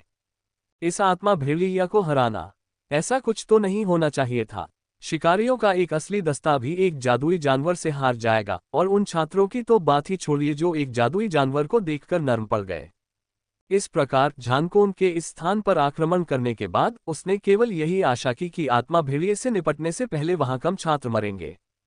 हालांकि उन्होंने ऐसा दृश्य देखा जिस पर उन्हें खुद विश्वास नहीं हो रहा था। आत्मा भेड़िया मर गया था। ये स्टेलेक्टाइट द्वारा छुरा घोंपा गया था। इस दुनिया में ऐसा संयोग नहीं हो सकता। ऐसा कोई तरीका नहीं है कि स्टेलेक्टाइट अपने आप गिरकर पागल स्पिरिट वुल्फ पर ठीक से वार करे। स्पिरिट वुल्फ की सजगता की तो बात ही छोड़िए, स्टेलेक्टाइट के उस पर गिरने से पहले ही वह जरूर बच निकलने में कामयाब हो जाएगा। ये तुमने किया। मुख्य प्रशिक्षक झानकोन को बहुत देर तक होश नहीं आया। आखिरकार उसकी नजर मो फैन पर पड़ी। ये छात्र कुछ खास नहीं लग रहा था। उसने करीने से छोटे छोटे बाल कटे हुए थे और उसका चेहरा ऐसा था कि मानो वह काफी खूबसूरत लग रहा था। उसके शरीर और चेहरे से पता चल रहा था कि वह कुछ थका हुआ था। उसके हाथ खून से सने दूसरे दुबले पतले और कमजोर युवक को मजबूती से पकड़े हुए थे, मानो वह उसे गुफा से बाहर ले जाने वाला हो। मो फैन ने अपना सिर उठाया और उनकी आंखों में भी आश्चर्य झलक रहा था। पंख, मुख्य प्रशिक्षक के पास पंख है। Wind wings. मो फैन जानता था कि ये विंड विंग्स है। हालांकि उसने कभी नहीं सोचा था कि विंड विंग्स को देखकर उसका दिल इस तरह दंग रह जाएगा। हवा में मंडराती परछाई, उसकी पीठ के पीछे हवा के पंख जो किसी देवदूत के पंख जैसे लग रहे थे। वाह, ये कितना शानदार है! तुमने ये कैसे किया? झानकोन को अब भी थोड़ा अविश्वास था। ये पूछने के बाद झानकोन को अचानक लगा कि वह कुछ ज्यादा ही पूछ रहा है। अपराध स्थल और सभी संकेतों का अनुसरण करने के दृष्टिकोण से ऐसा प्रतीत होता है कि इस छात्र ने स्टेलेक्टाइट को तोड़ने के लिए फायर बर्स्ट का उपयोग किया और उसे नीचे गिरा दिया और स्पिरिट वुल्फ को छेद दिया। हालांकि झानकोन का दिल अभी भी कई संदेहों और आश्चर्य से भरा हुआ था। पहला, अगर यह छात्र स्पिरिट वुल्फ को गुफा में फंसाने और स्टेलेक्टाइट को हथियार की तरह इस्तेमाल करने के बारे में सोच सकता था तो उसे कितनी शांति मिली होगी। दूसरा, उसने स्पिरिट वुल्फ को इतनी देर तक अपनी जगह पर कैसे रखा कि स्टेलेक्टाइट पत्थर उसे भेद सके। संक्षेप में, वह वास्तव में इस तथ्य को स्वीकार करने में असमर्थ था कि एक द्वितीय वर्ष का हाई स्कूल का छात्र एक आत्मा भेड़िए को मारने में सक्षम था जिसकी ताकत एक जादुई जानवर से थोड़ी अधिक थी। मुख्य प्रशिक्षक, मैं गुफा में इस नीले कंगन के पास से गुजरा था। क्या इसका मतलब है कि मैंने इनाम पूरा कर लिया है? मेरा जादुई उपकरण कहाँ है? मो फैन झानकोंग के सामने आया और मुस्कुराया। झानकोंग ने जल्दी से सोचा और अचानक उसे कुछ एहसास हुआ। हे भगवान, उसने शुरू से ही कोई जादुई उपकरण तैयार नहीं किया था। इस इनाम की कठिनाई बहुत ज्यादा थी। चून की गुफा की रक्षा आत्मा भेड़िया कर रहा था, इसलिए नीला कंगन वहां केवल एक प्रतीक के रूप में रखा गया था। उन्हें इस बात की कोई उम्मीद नहीं थी कि छात्र इसे पालेंगे। झानकोंग की भविष्यवाणियों के अनुसार आधे छात्र पिछली जांच चौकी पर ही समाप्त हो जाएंगे, जबकि शेष को स्पिरिट वुल्फ द्वारा पूरी तरह से नष्ट कर दिया जाएगा। उसने कभी सोचा भी नहीं होगा कि स्वर्ग को चुनौती देने वाला ये छात्र सचमुच आत्मा भेड़िए का वध कर देगा। आखिर यह कैसा राक्षस था? यहां तक कि प्रशिक्षक भी स्पिरिट वुल्फ का प्रतिरोध करने में सक्षम नहीं थे, फिर भी उसे एक छात्र ने मार डाला। जादुई उपकरण के बारे में क्या? जादुई उपकरण अत्यंत कीमती था, झानकोंग उसे उपहार में कैसे दे सकता था? हालांकि अब इस छात्र ने स्पष्ट रूप से इनाम पूरा कर लिया था। मो फैन ने मुख्य प्रशिक्षक को ध्यान से देखा, जिसका चेहरा अविश्वसनीय रूप से अजीब हो गया था जब उसने जादुई उपकरण की मांग करने के लिए अपना हाथ बढ़ाया। खांसी, चलो पहले लोगों को बचाते हैं, चलो पहले उन्हें बचाते हैं। झानकोंग ने आखिरकार अजीब तरह से जवाब दिया। ओह ओह, ये सही है। मुझे याद है आपने कहा था कि यह एक रक्षात्मक जादू उपकरण था, एक रक्षा जादू उपकरण जिसकी कीमत दसियों हजार थी। मो फैन ने अपना सिर हिलाकर अपनी स्वीकृति दिखाई। मंडराते हुए मुख्य प्रशिक्षक के पंख अस्थिर हो गए और वह गिरते हुए स्टेलेक्टाइट से लगभग बच नहीं पाए। विद्यार्थी, पहले लोगों को बचाओ।